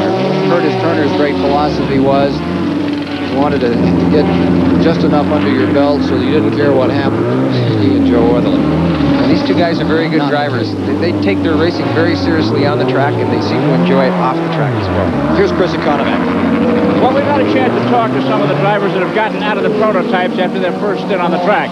You know, when the race took the green flag, there were 17 Camel Light cars in the field and 11 prototypes. And the prototype drivers now say that the drivers of the Lights cars are really getting in their way. They're not giving them the lane. It costs about a second a lap once you have to slow down to wait for a Lights car to go through the corner. One top driver said the GTO and the GTU drivers used to give us a lane, but the Lights drivers don't. They're not happy about it. Back to you, Ken. Thank you, Chris. Al Holbert's record of 4 in a row in jeopardy by this man, number 83, Elliott Forbes Robinson, as we reach the halfway point in the Mid-Ohio Grand Prix. The most beautiful road course in America, giving us a great event before a tremendous crowd, and we'll be back with more of it in a moment.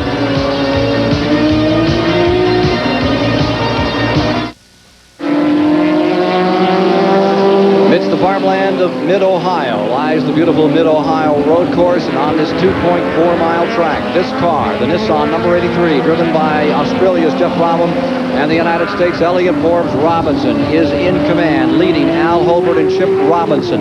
In the third position, Jochen Moss and another Porsche 962. Darren Brassfield has fallen to fourth. Jim Weaver, Price Kopp's car, is in fifth. Jim Adams and John Hotchkiss sixth. Seventh is the Chevrolet of Cyril Vandenberger and Doc Bundy. Bundy now at the controls. In eighth and leading in Camel Light, the Durst Brockman Pontiac Fiero, while in ninth is the Hessert Loring car, and in 10th is Jim Downing and John Mapucci in their Mazda. The heart of every race is its engine, and IMSA offers more mechanical diversity than any other racing series. Dave Despain has a look at today's GTP engine lineup. Chevron, famed for its Can-Am and Formula cars, is the new home for the venerable Cosworth V8. The Cosworth dominated Formula One GPs for years before the turbochargers took over. It makes its IMSA debut today. This Ford Maxim challenges the IMSA turbos with a monster motor, a 427 cubic inch boomer, made legal this week. And because it's an old-fashioned pushrod engine, the car also gets a weight brake. The biggest motor in the field thus rides in the lightest car.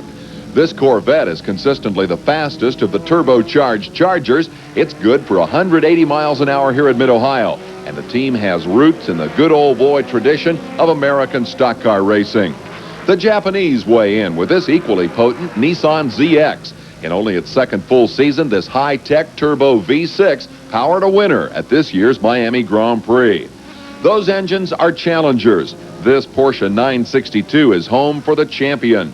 Porsche's horizontal 6 is not the most powerful motor out there, but it's the most reliable. It's not the fastest, but it's seen the checkered flag 37 times since its debut in 1984. A variety of engines add spice to IMSA racing, but the Porsche is still meat and potatoes. Well, there you see some of the folks enjoying this beautiful Mid-Ohio course. It's interesting to me. They have such respect for this track.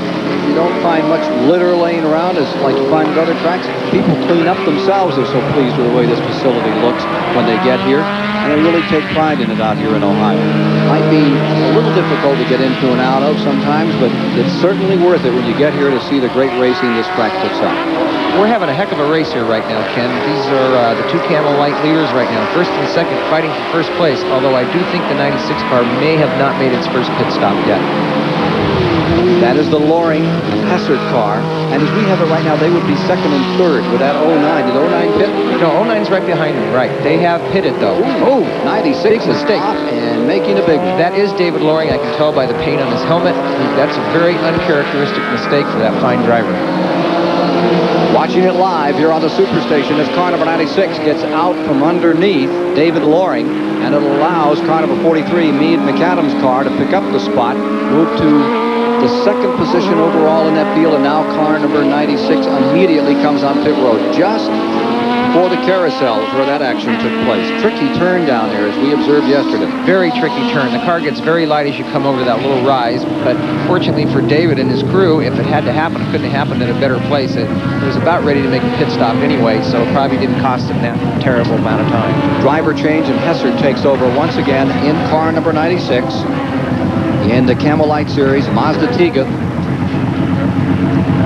The engine got killed for just a moment there. Meanwhile, back in front, car number 83 still has a iron lock on this race, but is pitting. Car number 83 coming in. This is, I think, maybe an unusual pit stop for this car. No, this should be its second refueling, according to my lap chart here on how many times they need to refuel. This is the second time in. It's about the same amount of laps they ran the first time in their first tank of gas, but this does mean that they will have to make another pit stop before this race is over. Bob Barsham. In the Nissan pits, you see Elliott Forbes Robinson has climbed out of the car. Jeff Brabham will go in and hopefully try to take this car the rest of the way to the finish. We'll have to be watching, as Whitney pointed out, whether or not they're going to have to make another stop. I know they do not want to, and I'll be checking with the crew as soon as their business is done to see whether they're having some kind of a problem with fuel. As you can see, the nose of the car has just come off, and their problems may be a lot deeper than just fuel. There may be some kind of a handling problem. EFR was motioning at the front end. I'll see if I can get a word with Elliott to find out what the problem is. Elliott, what's wrong with the car? I don't know. Something went wrong in the handling, and it looks like maybe part of the tub has a crack in it. They're checking it now. Would that be terminal if there's a crack? I don't know. You'll have to ask the crew. I just walked off to get out of the way. Okay, Elliott Forbes Robinson is out of the way, but this could be a tremendous turnaround at the front of this race. Back to you, Ken. As you see, Jeff Brabham has now stepped out of the cockpit of car number 83, and this could be terminal. Right here, the helmet is coming off, and I would say it's toot to knee on number 83 this afternoon here in the Mid-Ohio Grand Prix, and that would put Al Holbert and Chip Robinson into the lead. A cracked chassis they're reporting on that car, and here's your new leader. Will he be able to stretch it for his fourth win? We'll know this afternoon here at Mid-Ohio.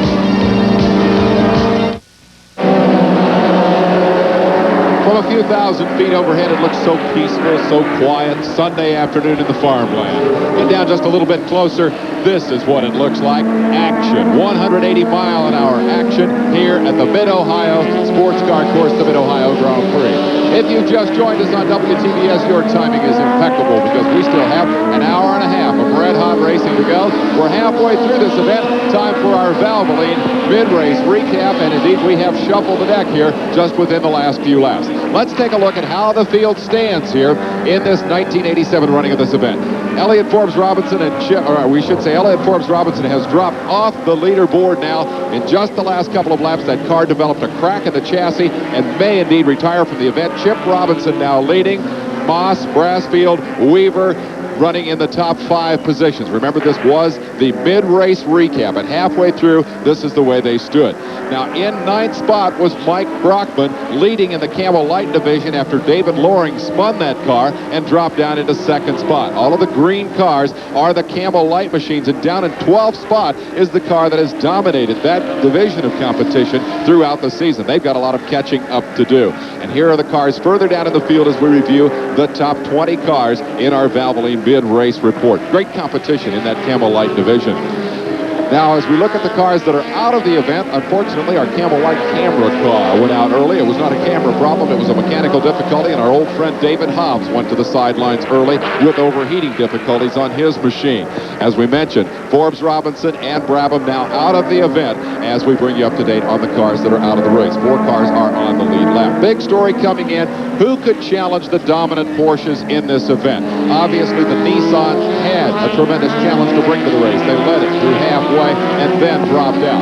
The other major challenge was from the Corvette, which has not won a race this year. They came to Mid-Ohio loaded for bear with 2 cars, bringing in the Andretti cousins, Michael and John, to drive in the race. But unfortunately, that challenge didn't last long. Let's take a look at how it began to go away very early in the event. Michael Andretti started the car after qualifying very well, but in the early laps, he got himself off track. He just tried to go too hard early, and there you see the car looping around off the racetrack, just bumped the wall, didn't do serious damage there, but later that car and the team car of Doc Bundy and Sarl Vandermerve spent extensive time on pit road, and they have now fallen off as challengers to the Porsche. The Porsches are on top, and that's an old story. We're halfway through. Let's go back to you, Ken.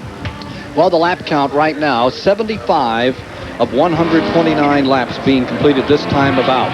And out in front, Al Hobert, that impeccable driver from Pennsylvania, 6-time winner in the IMSA Series. 4 times in a row here at Mid-Ohio is what he's seeking this afternoon, and he looks to be on his way. He's accomplished that in one other facility, that being Road Atlanta, and he has a 36-second advantage over the second-place team of Jochen Mass from West Germany and 1986 Indianapolis 500-mile champion Bobby Rahal.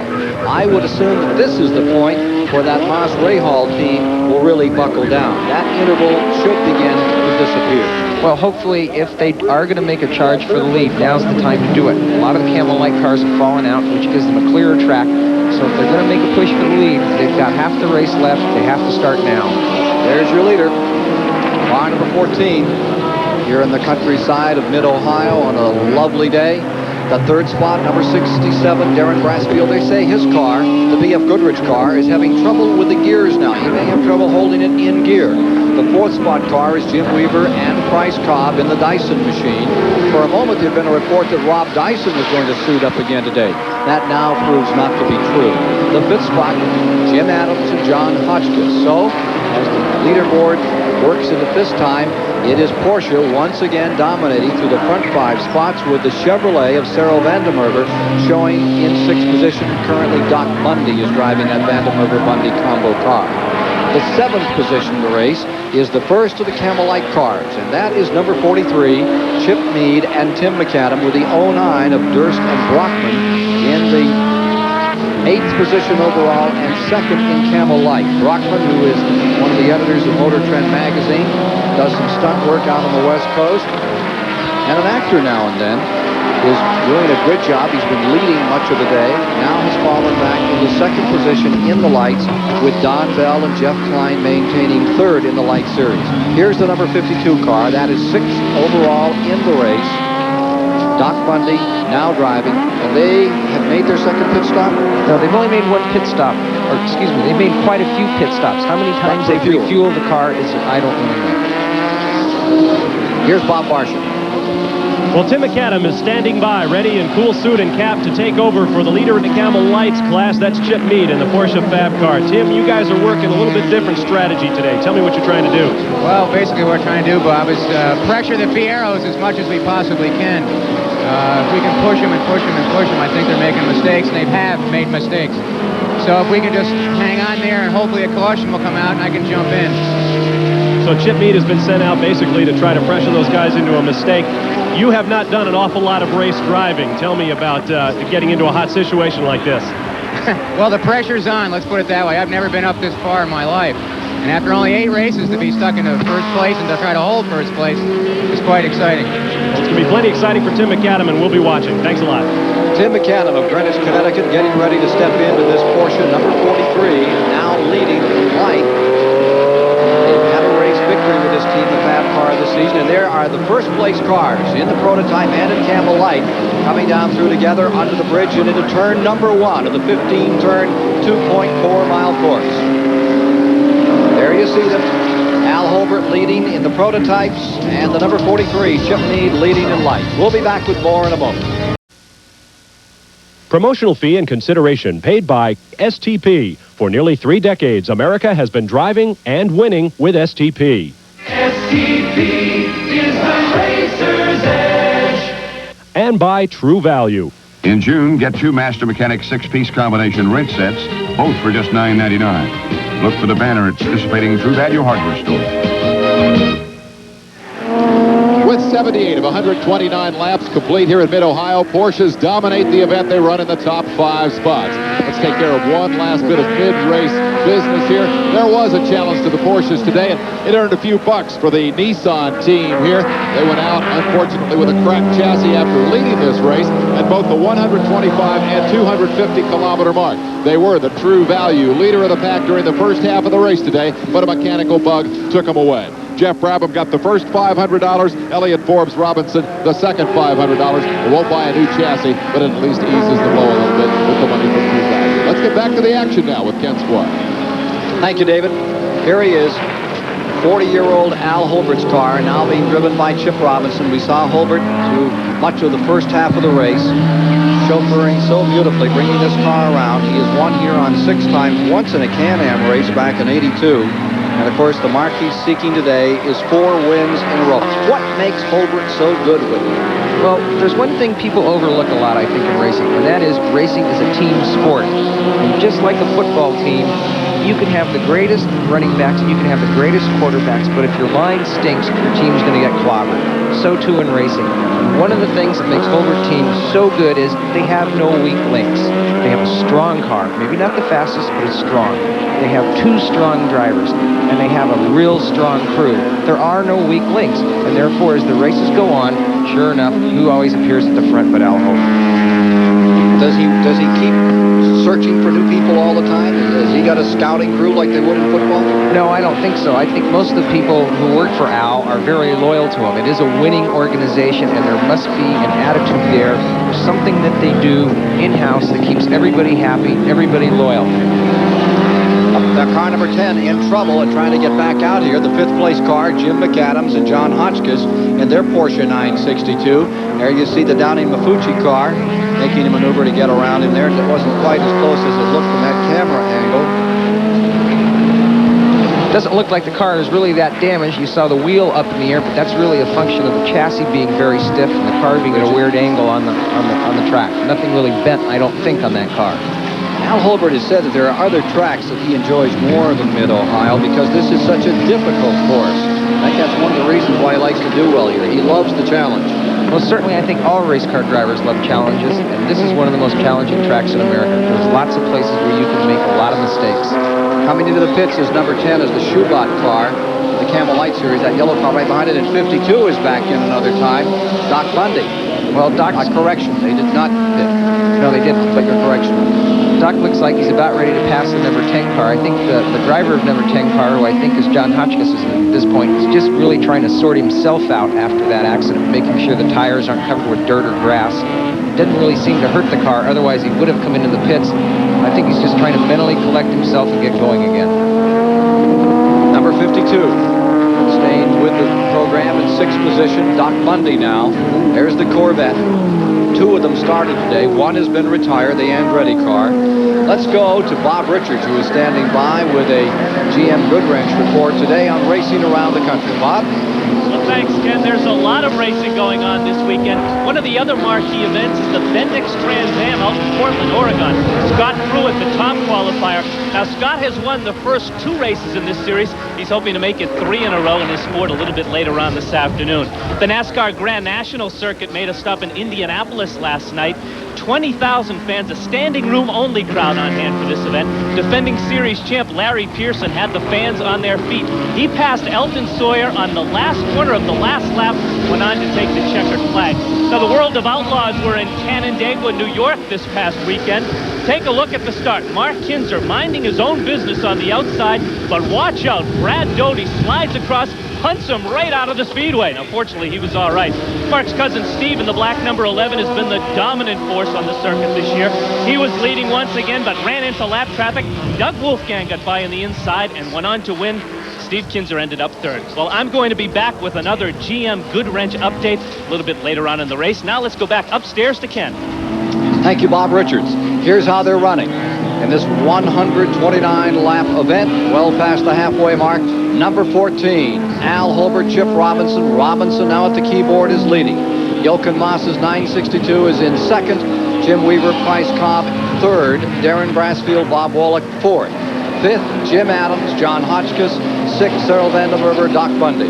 Leading in Camel Lights, Jim Meade and Tim McAdam, with Durston Brockman in eighth and second in Camel Light. More in a moment.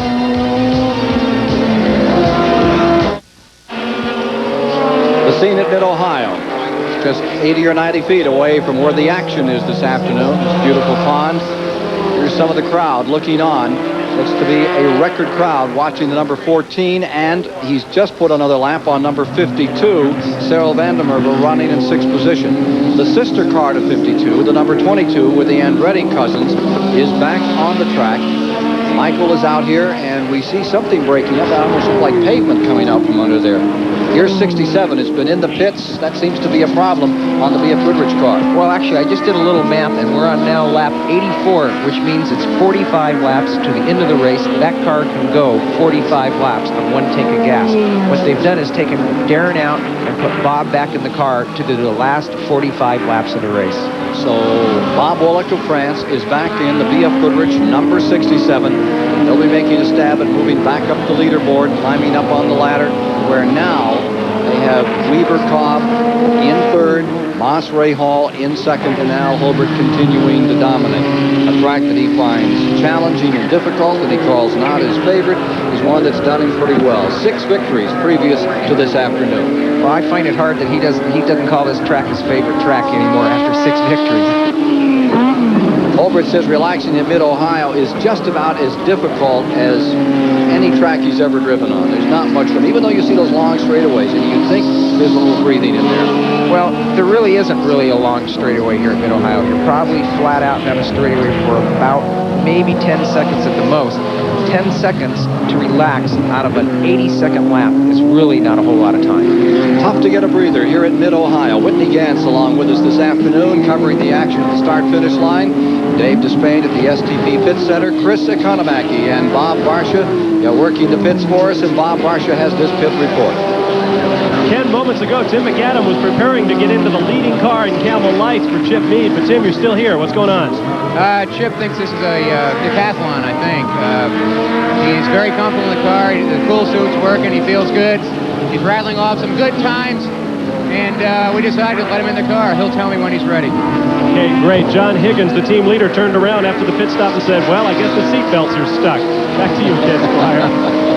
That happens now and then, right? Well, it seems the problem with me with seatbelts is they come undone at the wrong problem. And that can be a real hassle, because not only do they save you, obviously, if you make a mistake and hit something, but more importantly, they really hold you in the seat.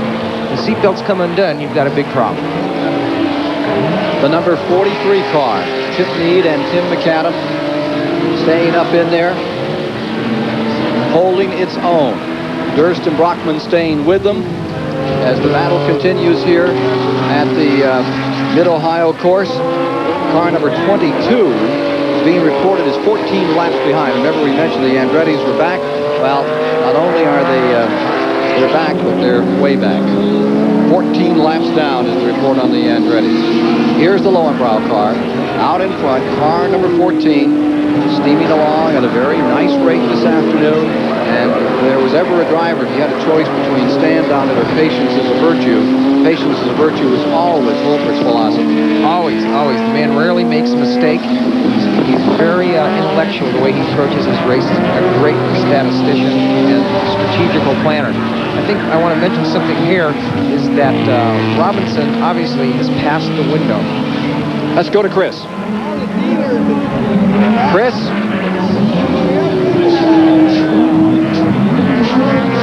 Okay, here the number 22 car is in the pit with Michael Andretti, set to replace his cousin John as they struggle to get out of the car.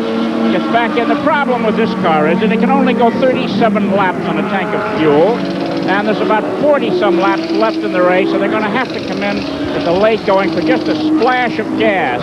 It's way down in the standings, but they're still persevering. They want to prove they can finish. Tremendous amount of horsepower delivered by this turbocharged V6 Chevy engine. More horsepower than his Indianapolis car, says Michael Andretti, but other problems have put it way back. We're going to try and get it work now with John Andretti here to find out how the car is working. He's taking his helmet off. Look like... Okay, John, how's the car? Are the problems behind it? Well, the car's running reasonably well. The problem is, we came in the pits and it had a tendency to stall and stall. And Michael, first time we couldn't get a restart, we had to change one of the units in the motor. But once it got going again, it was fine. It just ran a whole fuel load, so it's fine. Okay, let's hope it keeps running well. Thank you, John. Let's go down pit road now to my colleague, Bob Varsha. Thanks, Chris. I'm with Darren Brassfield, who just got out of the 67 car, presently shown in third place on the racetrack. Darren, you look just about as hot as Bob was when he got out. Yeah, we're not running a cool suit to try to save on some weight. It's pretty hot inside the car. I was getting real warm and the transmission was jumping out of gear, so I brought it in and turned it back over to Bob. Hopefully he can finish with it. Your career is still on the ascendancy. The learning curve is still going up. What have you been able to learn from a guy like Wallach? Well, I've driven with a lot of great drivers, and Bob is probably the best in this type of racing, I think. And I've learned just setup mostly. He's worked with setup with me, and just watching what he does and just a visual look helps, I think, in the career. Okay, with Darren Brassfield, his learning experience might include a victory today with Bob Wallach. Frenchman Bob Wallach, fourth place now in the field, trying to close on Jim Weaver, driving the number 16 for Dyson Racing up at Porsche 962. That is in third. Jochen Moss and Bobby Rahal out second, and Al Hobart, Chip Robinson maintaining the lead here at Mid-Ohio in our live coverage from the Superstation this afternoon. There you see the 67 car out of commission for 5 weeks while they did a lot of extensive testing trying to put that car back together, and it is working well with the exception of a couple of problems. Gear is certainly one of them, and heat inside the cockpit a real problem. Well, I'm really surprised he didn't run with the cool suit, because that's always a problem with this track. No matter how cool the ambient air temperature is out of the car, this track is so physically tiring, and the insides of the GTP prototype is so hot that I'm surprised he didn't realize they were going to have a problem. How hot? Oh, some cars, 110 degrees. The Buick Hawk, the car I drove the last couple of years with the radiator in the front, I would assume that sometimes the temperature inside that car was somewhere around 130 degrees. Whitney Gantz alongside this afternoon as we bring you this live coverage from Mid-Ohio, and watch Al Holbert go for number 4. More in a moment. You ever heard of race car drivers running with the family car oil? These do. Winners like Jeff and Brett Bodine, Tim Richmond, and Darrell Waltrip. They use the same new Superflow 10W30 motor oil you can buy in stores. It has a special additive wear band that's super at blocking wear. Right, guys? Right! Good catch. You play football? No, too dangerous. Want your engine to last? Go with the Flow. New Superflow. We're back at Mid-Ohio, the Mid-Ohio Grand Prix. We've just had a shuffle in the top 3.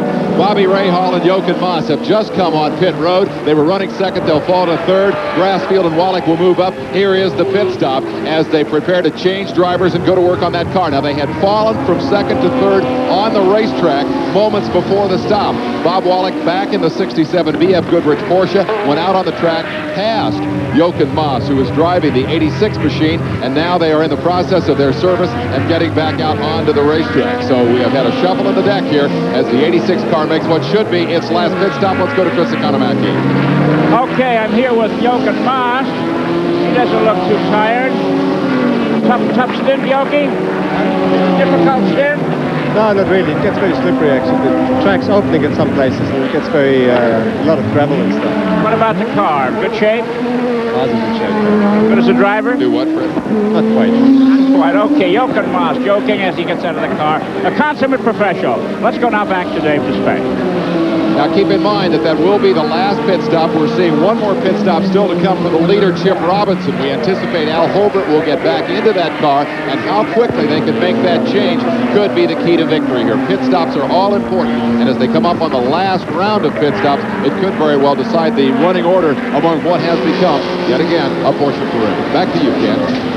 That was back one lap, and now, of course, Jochen Mass and Ray Hall's number 86 here has fallen to third after they came in and made their final pit stop. The Darren Brasfield-Wollek car has made its final pit stop. We're still waiting on Al Holbert and Chip Robinson. Is that a real concern when you bring one of these 962s, one of these big prototype cars into the pits? Last pit stop, it's getting hot in there, the car's beginning to shake a little, that it may not fire and get back out? Well, usually the car will keep idling by itself. Usually it's not a problem. Sometimes it is a problem, but what I'd like to point out is last pit stops, when you got a big lead, remember Roberto Guerrero at Indianapolis this year. When you think that all you have to do is send the car back out, that seems to be the time that something happens. Car number 14 staying in front, Chip Robinson out of New Jersey. And he may be getting ready to pit right now. Next time around, Robinson may bring this car on pit road. 32-year-old Old Wick, New Jersey native. And he has been moving along. He finished second here a year ago when he drove with Bob Tullius in the Jaguar. And now part of this legendary Holbert team in American road racing. Has brought himself up through the ranks over a lot of years. Used to have a small team of his own with Steve Haverness, who we saw one of his cars earlier in competition. As far as Chip Robinson is concerned, despite the neck problem that he had this week, he is going to hold on to the series point lead if, in fact, they can bring that car home a winner today. Now, the idea going into the season was that he would be the lead driver on the car. Al Holbert, as we said earlier, would back off on the driving responsibilities a little bit and try to help Chip hold off the other championship challengers who were anticipated to come up and make their run at that number 14 car, which Holbert took to the championship the last couple of years. As it's turned out, with Al doing an awful lot of driving this year and finishing either first or second every time he's been in the car, he is the second place man, and he will climb back in the car now as number 14 comes on pit road. Let's go to Chris Economac. A very fast approach to the pit by Chip Robinson, and the engine is stopped now. That's unusual. They're getting it restarted, and it looks as though Al Holbert is going to leave Chip Robinson in the car. Robinson must feel pretty good. He's giving him something to drink, talking to them about the way the car is running. The engine is going. It's a very fast stop. This should be the end of the pit visit for this car, unless trouble comes along the way. We'll try and get a word with Al Holbert here. Al, what made you decide to leave him in the car? He felt fine. I'll have to go to Germany. Right, you're going to go to Europe and run Le Mans next week. So Al's taking it easy now, letting Chip do the work for the final few laps of this Mid-Ohio Classic. Back to you, Ken Squire. So all the pressure stays on Chip Robinson. Back when he was a high schooler, used to see him in the pits working on cars. Just a pit stooge in those days. Took himself to a driver's school. He's made his own way. Came up through the V's into the Formula Ford, and here he is with this great Lowenbrow team. Al Holbert and company leading here at Mid-Ohio, trying to give Holbert his fourth straight. 129 laps, the mark to make it complete this afternoon, and right now they're showing 92 complete. More from Mid-Ohio in a moment. It's a gorgeous afternoon here in Mid-Ohio, and this course in Lexington, the Mid-Ohio Sports Car Course. We're watching Al Holbert and Chip Robinson going for it with this car, number 86, now the Challenger. Jochen Mass and Bobby Rahal, and Bobby Rahal is currently at the controls of this Porsche 962, the Bruce Levin car that is maintaining second place. IndyCar champion Rahal and the European endurance veteran Jochen Mass are about as different as two men can be. But on the racetrack, they are two of a kind. Dave Despain has more. Well, I find Bobby a fantastic teammate, and I'm not saying that now to give him a compliment, but I find him very, very cooperative. I find him very professional in his approach, which he obviously is anyway, but he knows what it's all about. You know, he can put the finger on it and say, that's good, that's bad, that we don't have to try anymore, and so on. And I think we correspond quite easily, and I'm happy to drive with him. I couldn't think of a better teammate right now. Jochen and Bobby have driven together twice this year, finished second and first. Rahal says the Admiration Society is mutual. I defer a lot to Jochen because he's had a lot more experience with the cars, and of course driving for the factory, he knows what works and what doesn't generally, and when the car feels good to him, it feels good to me, and that's always a help. You know, when you've got two different opinions about it, somebody's going to suffer in some way, shape, or form. So it's you know, I just think that's part of that whole package of the combination that it's certainly been the best I've ever been involved with, because we do, I think, drive alike and we think alike. Bobby Rahal. Back in the action, there's the light activity at the present time. 09 and 01, once again in camel light competition, are running first and second. That's Durst and Brockman running in 7th position overall. First in these smaller prototype cars, none turbocharged, lighter weight, less expensive, and right behind them, Don Bell and Jeff Klein. During the last driver change for car 01, Jeff Klein took over for Don Bell. Jeff Klein is a real fitness freak. He runs about 10 miles a day, and I think in the heat of today, the later stages of this race, what you're watching right now is maybe Jeff Klein's fitness regime really paying off, because he's caught up 3 seconds in the last 3 or 4 laps to the leading car there, and I think he'll go by in the next few laps. That's the battle, and it's Pontiac Fiero running first and second at this juncture in the Camel Light category at Mid-Ohio. 09 and 01 nose to tail, both the cars, bodies built and chassis in England, Spice Engineering. I think if you're going to see a pass here, where you're probably going to see it is either this lap or the next lap at the end of the long back straight. It'll give him a chance to draft by the car and use the deep braking area to slip by him. It may not happen this lap, but it's going to happen the next lap or two. Well, we'll stay with it for a moment and see how this battle develops. And to the inside, right in the keyhole, making the move. Klein gets in there and throwing the block to stay in position is Brockman. Well, I think he was a little early on doing it there. I would have slowed down a little bit and waited for the straightaway, and here he's just powering right by. I'm actually a little surprised on how easy that was for him to get by him. Obviously, it looks like his motor is running a little bit stronger. The 01 motor, a little bit stronger than the 09 motor. Jeff Klein, currently 4th in points out of Malibu, California, has taken over in the Camel Light competition. 1 win in 1986, and of course this season they've just turned that whole thing on its ear. It used to be almost the exclusive property of Jim Downey. Absolutely. The Pontiac Fieros have done a lot of work engineering-wise over the winter, and it's paying off this year. And Jeff Klein, he's won quite a few of these camel races. I think if he were able to pull this off and win this race, I think it'll be his 14th or 15th camel win. So it's no slouch there behind the wheel. You have one of the best drivers driving this car right now. Interesting how many of these drivers are now turning to long-distance running to stay in shape. Chip Robinson in the lead car, in the 14 car that's leading overall in prototype, runs in 10K events, 8-mile competition, and enjoys it. Went out this morning and ran several miles, even though he has this terrible tension pull in the back of his neck that affects his shoulder and one arm.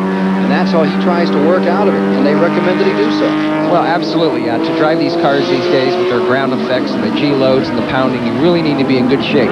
I myself run a lot, and when I was racing For Me Atlantic cars, I used to run about 8 miles a day. My thinking was some of the other guys might be warped enough to run 4 miles a day or 5 miles a day, but no one was warped enough to run 8 miles a day, so that's the number I settled on. There's Klein leading in Camel Light. The Durst Brockman number 09 is running in second, and then the Porsche Fab car is third in that division. They're running 7th, 8th, and 9th overall here in the Mid-Ohio Grand Prix. These beautiful cars from Spice Engineering running 1 and 2 in lights, and they are gorgeous. They really are, and you listen to the guys who are driving them talk, and they are super handling cars. Well, now we're back with a car that's had a few problems today, as we heard from Darren Brassfield, but Bob Bullock in the BF Goodrich car has that machine in 4th. After the pit stops have been completed and driver changes, car number 67, Bob Bullock, finds himself in 4th and trying to roll up some time on Price Cobb and Jim Weaver, maintaining 3rd in Porsche 962s. You know, they may only be in 4th right now, but I think that the BF Goodrich team has got to be pretty happy about this performance today. We're in the very latter stages of this race, and they're still on the lead lap. It's probably the most competitive the car has run all year. It may not be the highest finish, but it's the most competitive finish they've had in a while. 98 of 129 laps have been completed here at Mid-Ohio as you watch number 67 with Frenchman Bob Bullock at the controls, maintaining the pace. And all of these drivers preparing here, get down to these last 25 or 30 laps, and then it's overnight jet lag and get ready for Le Mans. Well, absolutely. These guys, Price Cobb, Cyril Vandermeer, Al Hobart, Chip Robinson, quite a few of them are flying over to Le Mans right from this race, so I'm sure they're looking forward to that, and they might have some concentration problems here at the end of the race. World-class competitors here in Mid-Ohio this afternoon as we watch car number 14 continue to draw a bead on another victory on this very difficult 2.4-mile course. Back in a moment.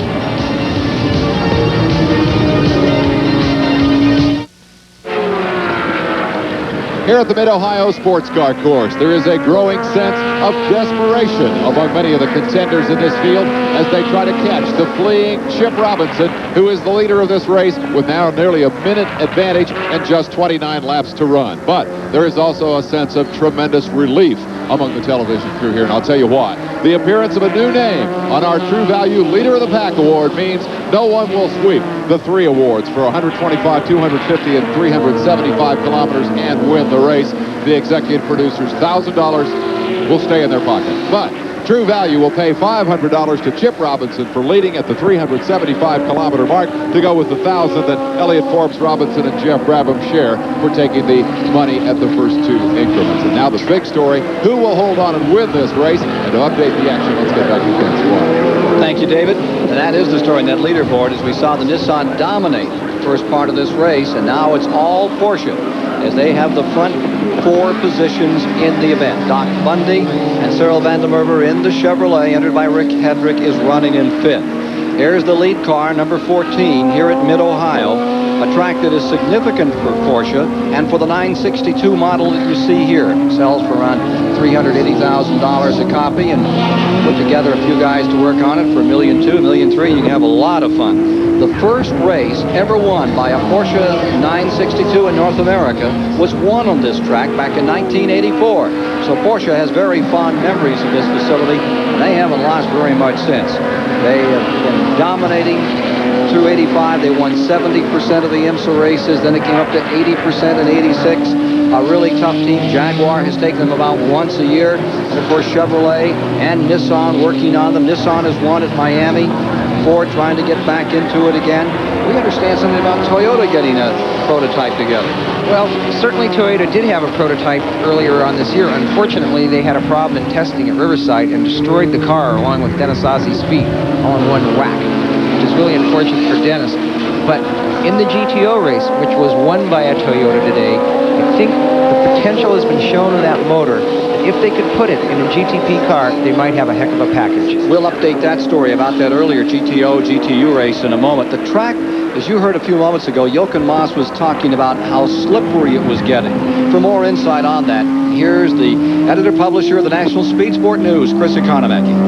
I'm with Keith Brinsler, who just got out of his Buick Argo in the lights category, and he says it's really slippery out there. Is it slippery all around, Keith, or just in spots?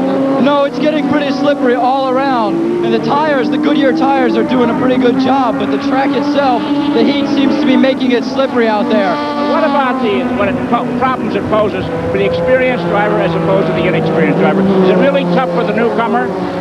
Well, yeah, it makes my job a lot harder, that's for sure.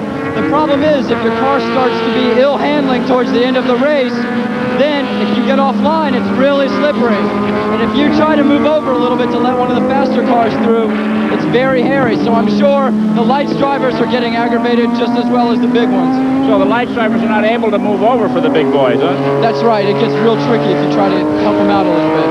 Okay, and insight into the race in these late stages. Back to you, Ken. A bit of a bookworm. He's an all-A student at Boston University, a business major at that, out of Atlanta, Georgia, and a member of the famed Brinsler family of American road racing. Here's the number 14 car, still dominating, but his lead, they're fighting away. It's lost about 5 seconds.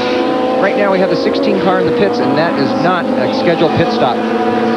Yeah, obviously, you can see the little fire burning in the front wheel. He has some type of brake problem. I wonder if maybe the pad has disintegrated and landed on the inside of the wheel, and maybe that's what's burning, is actually the brake pad. Staying with this car for a moment to see what the circumstances will be involving Tyson Racing's effort here today with Jim Weaver and Price Cobb. They could have also lost a wheel bearing there. That's another possibility because it seems to be that right front corner definitely has a problem. So by inheritance, car number 67 will pick up a spot here. Here comes Wolick back up to third. Well, this is a long race. As I said, it was an endurance race, and you can't finish the race unless you're running on the last lap. You can't win it unless you're running. And that's something all these drivers have to think about at the start of it. 105 of 129 laps now being worked here at Mid-Ohio on this 2.4-mile course. Dyson car in trouble, and it can happen to anybody in these very expensive, very exotic cars, as we've seen it happen to this car on many occasions. Well, actually, Al's team should have won quite a few races this year, but it seemed like in the last 10 laps, 2 or 3 races, they've had a problem. They have finished second place in those races, but they should have won them, and so no one is totally protected from these problems late in the race. The only team to repeat this year in the previous 7 races has been this number 14, but the drivers weren't the same. Chip Robinson, of course, coming up and being given credit on one of those, and the Holbert name came up on another. But other than that, it's been new faces right up on the checkered flag lap time after time. So although some may say that the competition is lacking in numbers in this division, they certainly are getting a lot of different winners. Working the 107th of 129 laps here at the beautiful Mid-Ohio Road Racing Facility, Lexington, Ohio, on a doubleheader day here on the Superstation. Coming up, it's the Braves in San Diego. 4:05 will be joining the action there. Right now, we're seeing a record-breaking pace being established by this man, Chip Robinson, in car number 14. The race record is 98.855, established just 1 year ago by this very same car. Al Holbert getting the credit then with Derek Bell. Right now, they're averaging 101.8, so the old record looks like it's going to fall by the wayside as Chip Robinson continues to reel off the laps. 3 hours, 7 minutes, 54 seconds was the record on this very same car. This car, out of the Holbert stable, has won 7 races, including this very event a year past. So they're hoping it'll stay just as it did a year ago and bring them to victory. The last time this car won was in Portland, Oregon in '86. Although the interval is beginning to shrink. We had it at almost a minute. How about it now? Well, right now it's 43 seconds on that last lap. Whether Chip is tiring out or whether he's driving very intelligently, realizing he only has about 20 laps left with a 43-second lead, that means he can slow down 2 seconds a lap. And as Jackie Stewart always said, the idea is to win the race at the slowest possible speed.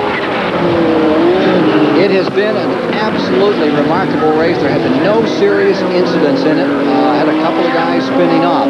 But Jim Truman, who put so much work into the detail of this track, into everything, for the spectators, for the participants along pit road, also thought about the drivers because he was one. And there's one of the neatest units that's been constructed for the drivers. It's the field hospital here at this track. And Bob Barsha has this live report. Ken, indeed, Jim Truman was a driver, and he knows what drivers want most from a racetrack. This is the Mid-Ohio Emergency Medical Center. Medical Director Staff Dan McNutt has some 50 volunteers on hand out on the racetrack, paramedics and emergency medical technicians, everyone. Should there be an accident, they would bring the driver through these doors and into this marvelously equipped facility. Ready to handle anything from the poison ivy and cuts and bruises suffered by fans and pit crewmen out on the racetrack, all the way up to the more serious problems that the speeds and the violence out there on the racetrack can generate. The most recent resident of this medical center was Mexican IndyCar driver Jose Garza, who broke his legs in an accident not 50 feet away when he hit a bridge abutment last August. Thus far today, there have been no new residents of this center, and hopefully there will be none. That's fully staffed from the time the track opens, even through the evening, if anybody had a problem. They just do a remarkable job. Jim Truman just kept on thinking about the details of what people needed at a race facility, and the good news is there have been more sunburn treatments than anything else this afternoon here at Mid-Ohio. Yeah, he certainly did a good job when he thought about putting together this track. For instance, the garage floors are absolutely level, and that's exactly what you need to set up a car. Usually teams have to bring linoleum tiles to use as wedges to get the floor level. But Jim Truman, thinking ahead, knowing what racers want, poured absolutely level concrete pads in each of the garages. Perfect places to set up your car's chassis. Sorely missed, but well remembered. Absolutely. We now have Hulbert and Robinson lead diminishing as Moss and Rahal now in the car, is definitely on the move. Meanwhile, we're watching the Camel Light cars, and there you see that 01 battle, 09 and 43. That is first, second, and third. And although there is a big interval, 30 seconds, which isn't very big at all, up there in front, look at this, nose to tail. You'd think we were back on the Super Speedway watching Winston Cup among those Camel Light cars today. They're having an excellent battle considering the late stage of this race. These drivers are giving it their all right now, using everything they have, because if they don't do it now, there's not enough time in the race to make it up later on. And if you're just joining us, that is a prototype Pontiac Fiero, built in Great Britain, number 01 leading. There's the second place car, the Porsche number 43, Chip Meade and Tim McAdam, and right behind it, another Pontiac Fiero prototype.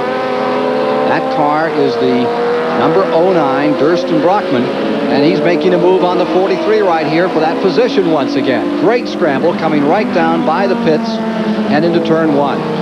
Well, I don't know if that shot there was really indicative of the Fiero's superior horsepower. It certainly looked like it. It could be a handling problem in the Fab car. That's the Porsche car, but he was able to pull away. And there's the leader trapped right in behind there, trying to get some running room. Trying to find any place to run. He can get him here in this long straightaway.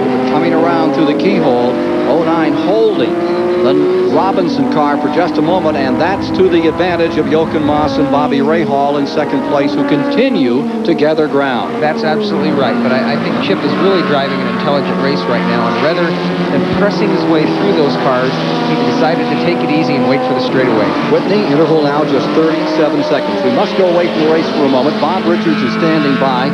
All kinds of important news, including that GTO-GTU race that they ran prior to this afternoon. So let's go for a GM Goodwrench update. Here's Bob Richards. Well, thanks, Ken. We'll get to that a little bit later. The racers on two wheels are also quite busy this weekend. The AMA Supercrossers are making their first ever appearance at the Meadowlands this afternoon. Jeff Ward, the series points leader in that one. He's hoping to extend that lead over Rick Johnson and the rest of the field with another win this afternoon. Let's go back to Ken upstairs. Car number 14. Car number 14 is coming into the pits. Obviously, the tires are gone. And it's the right rear. Let's go quickly to Economaki. Chris Economaki. Well, apparently there's been an emergency radioed in by Chip Robinson. His car is headed into the pits here. They're going to change the tire. The left side tires look okay, but there's smoke coming in from the left rear corner of the car.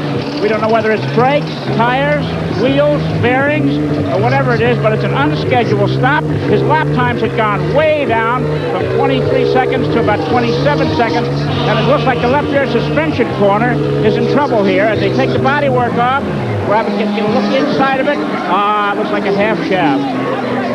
It may be a half shaft here. It may be the end of the day. Robinson's getting out of the car.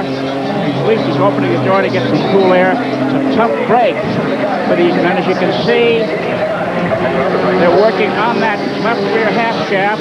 Men with gloves on. Everything down there is absolutely red hot. Impossible to touch anything without gloves on. And you can see the ease with which that comes up and down. Things are absolutely not right in the left rear corner of the car. And whether they'll be able to repair that and get it back on the track in the few minutes that remain is questionable. In the meantime, the lead has changed out on the racetrack. Let's see if we can't get a word here with Chip Robinson at the wheel.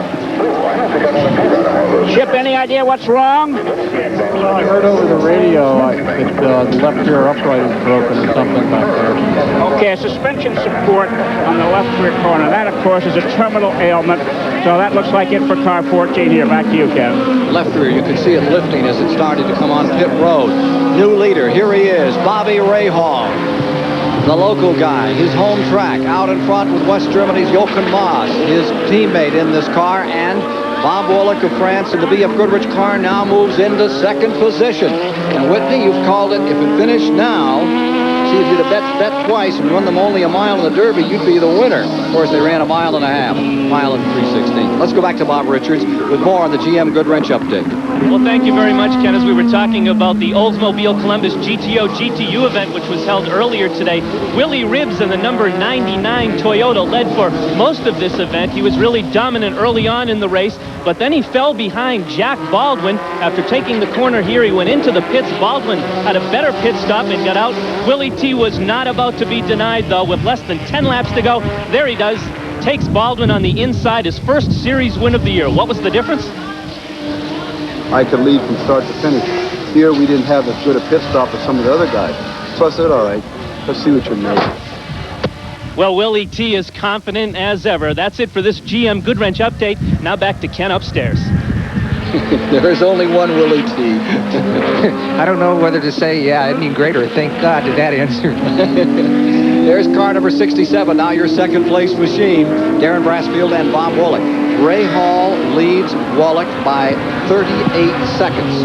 38-second interval between first and second among these giant prototype automobiles. Racing out the Mid-Ohio Grand Prix, 129 laps the distance. 112 have now been completed.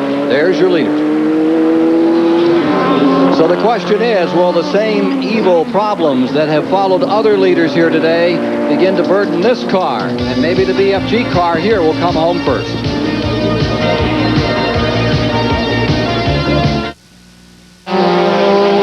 The third place car has just broken down on course. Price, Cobb clambering out of car number 16, the Dyson car, walking away, and the pace, a record-setting pace, is breaking these record-shattering cars. First the Nissan going away, then the 14, the car striving for 4 wins in a row for Al Holbert broke. Now we see the number 16, here it is, slowing down and pulling off. Well, Ken, I really don't think this problem was related to the problem we had earlier when the car pulled into the pits and it looked like there was a little fire on the inside of the wheel.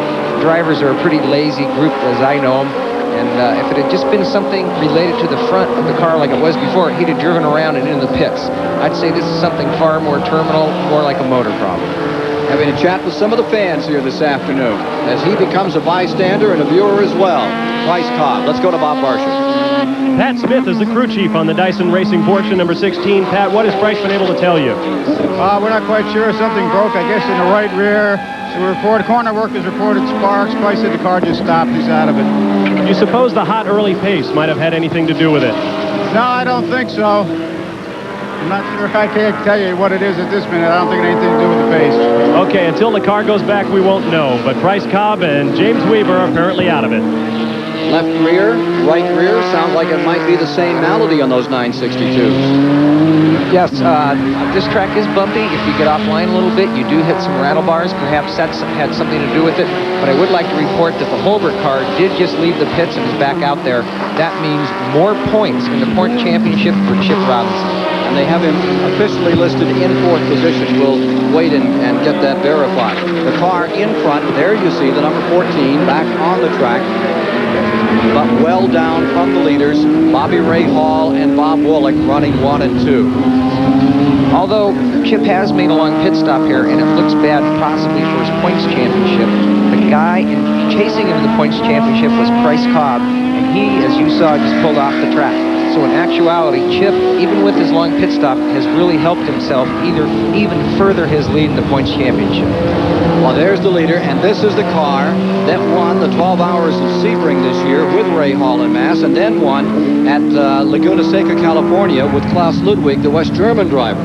Well, that sprint race they have out there. This is an excellent car and an excellent crew. And I think what we're seeing now is showing that early, maybe intelligent pace is paying off in later parts of the race. And patience is a virtue. Especially on this track. Car number 86, Bobby Ray Hall, 86, Indianapolis 500-mile champion at his favorite track here in Mid-Ohio. Brings this car around to complete. Check on our laps right now for you. 116 down of 129. The pace still could be a record today. The old mark of 98.8 is being solidly hit by all of these 962s. Chris Economaki, do you feel that this pace that they've been setting, well over the record, is finally catching up with these cars? What's your estimate of it? Well, as I see it, Ken, these cars are set up to go at a certain pace. When you go beyond that, the weak links break. Now, here we've had 2 Porsche 962s drop out within moments of one another, or suffer the same problem with moments of one another, with the suspension system. In other words, the weakest link on the car is the first thing to go. And at 100, whatever it is, miles an hour, 4 or 5 miles an hour more than last year, then that weak part is going to let go. And apparently the Achilles heel of the 962, at least here in Mid-Ohio, is in the rear suspension system. They're going to have to work on that, and they'll get that fixed. And the next uptick in speed, something else will give problems, whatever it may be. And I think, yes, I think the cars are showing the strain of the added speed. I think they're showing the strain of what happens on these corners, these new bars that have been installed that are about a 2-inch riser, and they'll really grab the steering wheel right out of your hand if you're not careful. Yeah, I'd be surprised if it wasn't a heck of a ride when you get off the track just a little bit and run the tires of your car right over those. And maybe that is some of the problem we're seeing right now. So, as the race runs down, here we have Bobby Rahal leading. Bob Woolek of France is in second. And Doc Bundy currently is being shown in third with the Jim Adam, John Hotchkiss car in fourth, and Al Holbert, Chip Robinson car, Robinson driving in fifth. Let's go to Bob Barson. I'm standing in the pits with Jochen Mass, who teamed with Bobby Rahal at the 12 Hours of Sebring. Jochen, I'm feeling deja vu. In the last stages of that race, a problem suffered by the Holbert car allowed you and Bobby to get to the front. You had a very unhealthy car in that race. How are you performing right now? It looks pretty good. Now we can take it a bit easier, even though we're still pressed by Woolek and Brassfield's car. But that's the thing, you know, you have to finish first. You know, if you have little failures here and there, that's unfortunate. But you know, you have to count that one in too. And we'll take the victories any way we can get them. We try. It's not finished yet. That's true. Jochen Mass and Deja Vu down here in the pits. Jochen Mass seeking his second IMSA victory, his first in that combination ride at Sebring this year.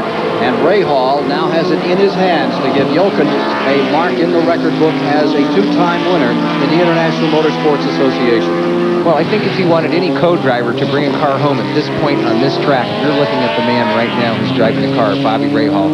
He knows the track like the back of his hand. He's driven Porsches long enough to know how to handle them towards the end of the race, what might break, what to take easy on the car, and he's certainly proving that he's an intelligent driver right now. Chris Economaki, any further update on car number 14 as to what they had to do to get him back in the race, Chip Robinson? Well, yes, I just checked with the crew here. It's interesting. It wasn't a broken left rear upright. They thought it was broken. It was the bolt that held the support arms to the upright that had pulled out and fallen out of the car. They just replaced the bolt, and it's back in perfect shape now. The pressures were on the bolt in there rather than the part itself. So car 14 is back in perfect shape on the track. Thank you, Chris. You know, that part, that bolt you're talking about, or what I think you're talking about, is made out of titanium. Super strong, but I think it's kind of interesting to know that for the one bolt, Porsche charges $60 to $70 for that one bolt. One little itty-bitty bolt? Well, not too itty-bitty, about the size of your pinky finger, but it's a lot of money for that one bolt. There it is, car number 14, now being shown in fifth position, Chip Robinson, and running a lap down at least, perhaps more. 4 laps down, they're saying. Back with more and the finish shortly.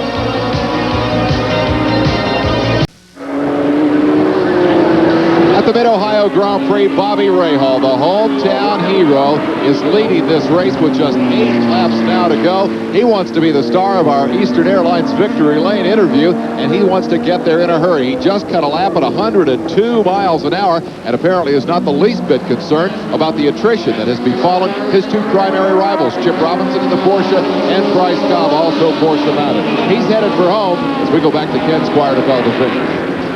Down for the finish, car number 86.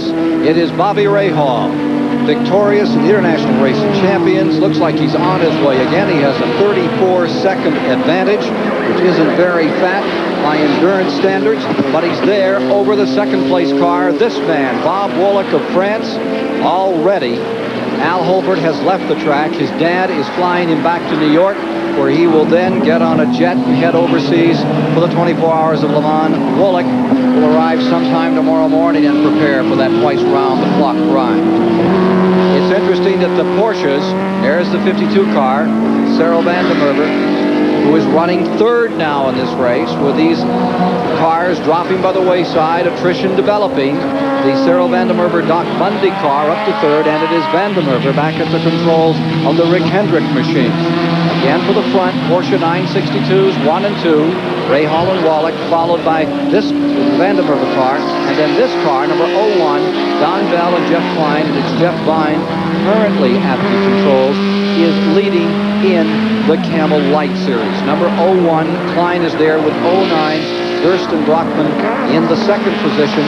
Maintaining third is Chip Mead and Tim McAdam. Fourth, Jim Downing and John Mafucci. And fifth is Tom Hessert and David Loring. Back once again with this number 86, this 962. Porsche domination will continue here at Mid-Ohio still another time. And boy, do they dominate. This 110-inch wheelbase car has just been the mark of road racing in the United States since it was introduced. Doesn't get beaten very often. 16 Daytona 24 hours, 11 in a row have been won by the 962. The last 12 Sebrings have fallen to Porsche power. And today we're seeing more of that. The last 16 of them, well, not all 962s at Daytona, of course, but since the days of Ferrari down there, it's been a little meek for other folks. Well, Porsche has done their homework. They specialize in this type of racing, although they do have a motor in Formula One cars, and they are going to have an Indy car later on. This is really Porsche's forte. They're obviously on the top of the heap now, but one thing a lot of people don't know is it took Porsche 18 trips to Le Mans before they won it. Now that they've done their homework, now that they know the business of endurance racing, they're on top of the heap and they intend to stay there. Car number 86 into the last laps, 123 complete, 6 to go. There's about 2.5 inches of ground clearance on these 962s, and in the World Endurance, they let them come right down to the ground. They even have more ground effect on those cars. We keep hearing more about some of those European challengers coming over. They'll have to jack them up a little. That will give them some trouble getting adjusted if they want to come into this American series, which in my mind is far more interesting than the European series, where it really is an economy run and isn't nearly as much fun. Well, certainly over in Europe, they do have to run with fuel consumption in line. They only get so much fuel to run a race with, and when your fuel cell, your fuel bladder that you have in your pits is out of gas, that's it, you're done. I do have a concern about this car. I just watched the second place VF Goodrich car come by the pits, and it did not accelerate very fast. Once it got towards the end of the pit straight, it seemed to pick up speed, which tells me one thing, and that is that I think the car has lost second or third gear. It accelerated very slowly and then got going, which would probably jive with what Darren said, that the car was jumping out of gear.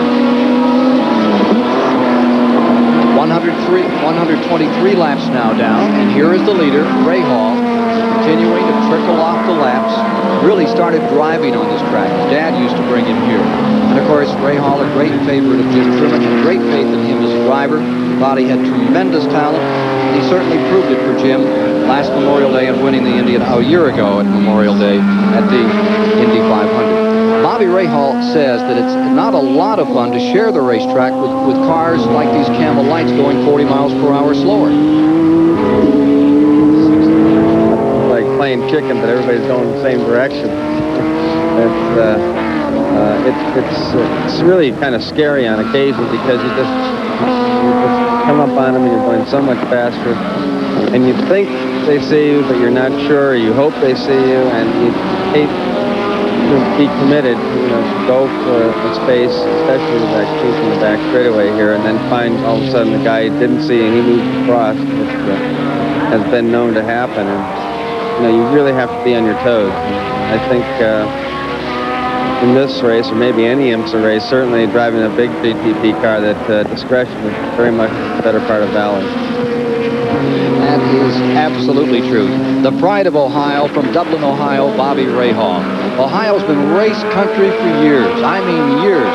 Back in 1911, they ran a 25-lap, 200-mile race on a 7.9-mile road course in Cincinnati, Whitney, right around Cincinnati. Won by Eddie Hearn, 57 miles an hour. You're back with Bob Wolick once again, the second-place competitor. 34 seconds down from the leader, Bobby Rahal, as the laps wind out. 2.4-mile track, 15-turn course. It's live here on the Superstation. Coming up, it's the Braves and San Diego, the Padres, this afternoon. There's the Loring car, number 96, which is being shown 5th in the light category. Camel Lights, he's 11th overall, just being overtaken and lapped once again by the leader, Rahal, having a magnificent weekend. at a place he really calls home. Well, sure. This is Bobby's home track. He lives in Dublin, Ohio. He went to school in Ohio at Denison. And to win 2 races of this caliber, the International Race of Champions, where you're racing against guys like Mario Andretti, Dale Earnhardt, and then to follow it up the next day and beat guys like Al Holbert, Bob Wallach, Cyril Vandermeer. That's a heck of a weekend by anybody's book. There he is, and that's one of the most difficult parts of the course. Right there, you just saw him going through. If you just joined us, it's a little downhill, and it will throw you off to the side. We saw Andretti in trouble there earlier this afternoon. Well, that's the place where Michael lost it. That is a tough corner. It's completely blind with a big elevation change right in the middle of it. Very easy to lose a car there. Lose the downforce there, and you can really go flying. Trying to escape some of the sun here along pit road this afternoon. Watching these final moments trickling down with 126 complete, 3 to go. Bobby Rahal seems on his way to victory. Have you ever got down in those last couple of laps, thought you had one in your pocket and found out there was a hole? Oh, I think a lot of people have, and it's really interesting, the different perspective on drivers at this point in the race. If you have this kind of lead and you only have 5-10 laps left in the race, you can't wait for the race to end and get the checkered flag. But if you're trying to catch up, you wish the race was 50 laps longer. Of course. You see the 09, the second place car in the lights, directly in front of the overall leader, the big prototype 962. You know, if you'd like to buy one of these cars, I understand that Preston Henn and A.J. Foyt each have one for sale, just slightly used, $380,000 check will do it. Well, except for Preston's car. Now, Preston, his car has a little history, so you couldn't just take his car right from him. He's advertising it for over $600,000 because A.J. won in a couple races in it. The name value alone. Name value alone. Now, $600,000, I think that's a fair price for a used race car. Number 86 getting used right now by Bobby Rahal as they try to score again, as they did at Sebring. Car number 23 in trouble and off the course. The Petrolak car, that Buick Argo, is not going to make it all the way, but came darn close.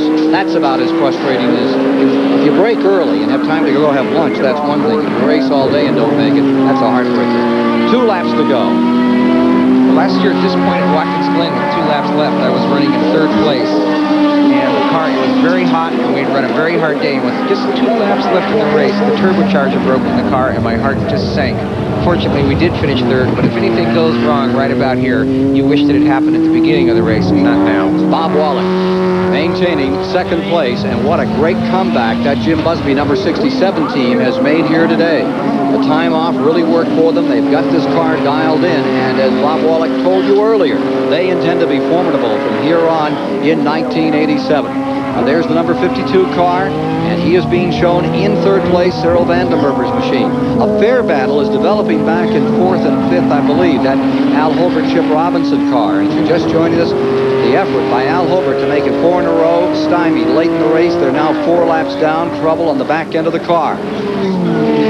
4th place battle is beginning to build up at this point, and we'll try to get to it in a moment. Number 86 stays in the lead. That is Bobby Rahal. Then it is Bob Wallach's car in 2nd. The Chevrolet is in 3rd, followed by, in 4th, Jim Adams, the number 10 Porsche 962, and Chip Robinson maintaining the 5th position with the car 14. In 6th spot is the leading light car. That is the Don Bell, Jeff Klein combination, with Klein currently in the seat. Well, there's that battle. Yeah, here's the race for 4th place, and Chip really has a beat on him. He'll make his move right now, I suppose. Oh, yeah, under-braking into that hard right-hander at the end of the straightaway, and he was able to slip by real nicely. This just pads Chip's points lead by 3 or 4 more points. 10 is like a fighter with his arms down. He's gone 14 and a half rounds, 11 and a half rounds these days, and he just can't get it back up, defend himself at all. No, it also depends a lot on what condition his car is in. If his brakes looked like they were kind of used on that corner, and Chip was able just to outbrake it pretty easily and go on by. Checkers about to fall for Dublin, Ohio's Bobby Rahal. The pride of this part of the country. There couldn't be a more popular decision here in Middle America than to see this man take the checkers. Rahal with this beautiful Porsche 962 entered by Bruce Levin is about to score another victory in 1987. Victorious at Sebring with Jochen Mass. This will be Mass's 2nd win. Tabulate Rahal's in just a moment as he scoots around the final portion of the course. Checkered flag to come out on him and give him still another win at his local track. After my call at the beginning of the race to watch this car and number 67. I don't feel too bad to see this checker either. Whitney called it perfectly. Checkers coming down, and the winner is Bobby Rahal. Whitney Gant said the one to watch would be Rahal, and the major dark horse to be in at the end of the race was the number 67 of Bob Woolek, and that's exactly where Bob Woolek is about to finish, some 34, 35 seconds down from the leader. Here's Woolek clearing the carousel turn. Tricky, difficult turn. There you see that new curving. Sticks up straight for about 1.25 inches and then comes off on an angle.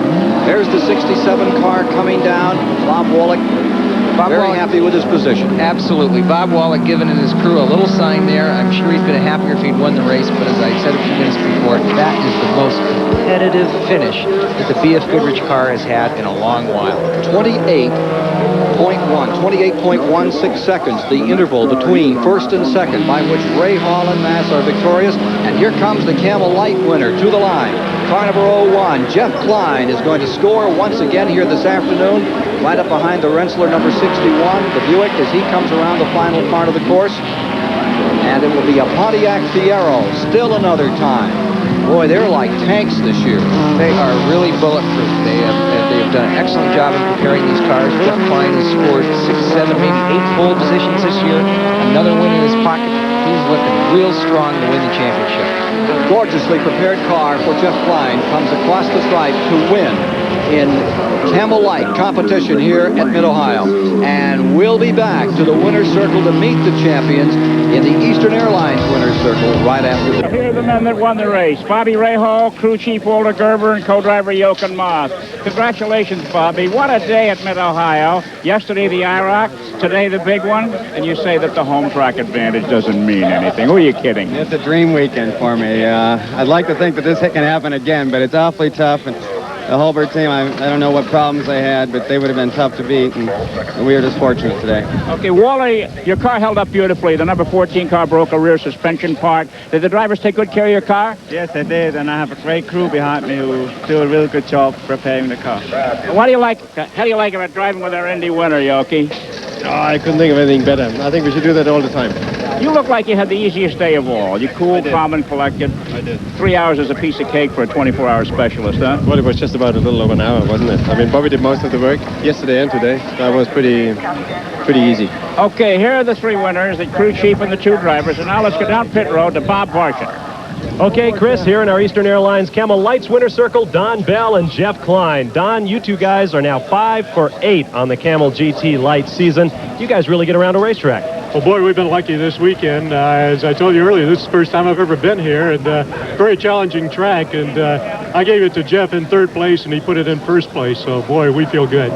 Jeff, you were absolutely inundated with water when you got in here. I take it you need it after a stint like that. Yeah, we have a cool suit, and it usually works, and it did. It worked for about 45 minutes, and I think I was in almost 2 hours. So I was roasted, and I was just looking at the laps and trying to keep my concentration going because I was starting to fade a little bit.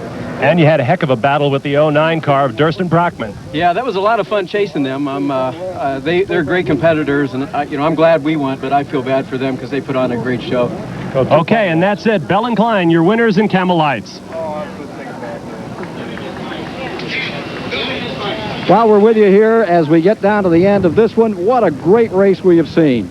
It was very appropriate as far as I was concerned that when this race was all over, it was decided in favor of Jim Truman's favorite driver here on the course, which he just did so much work on and cared so much about. To have Rahal have this kind of a weekend is certainly special.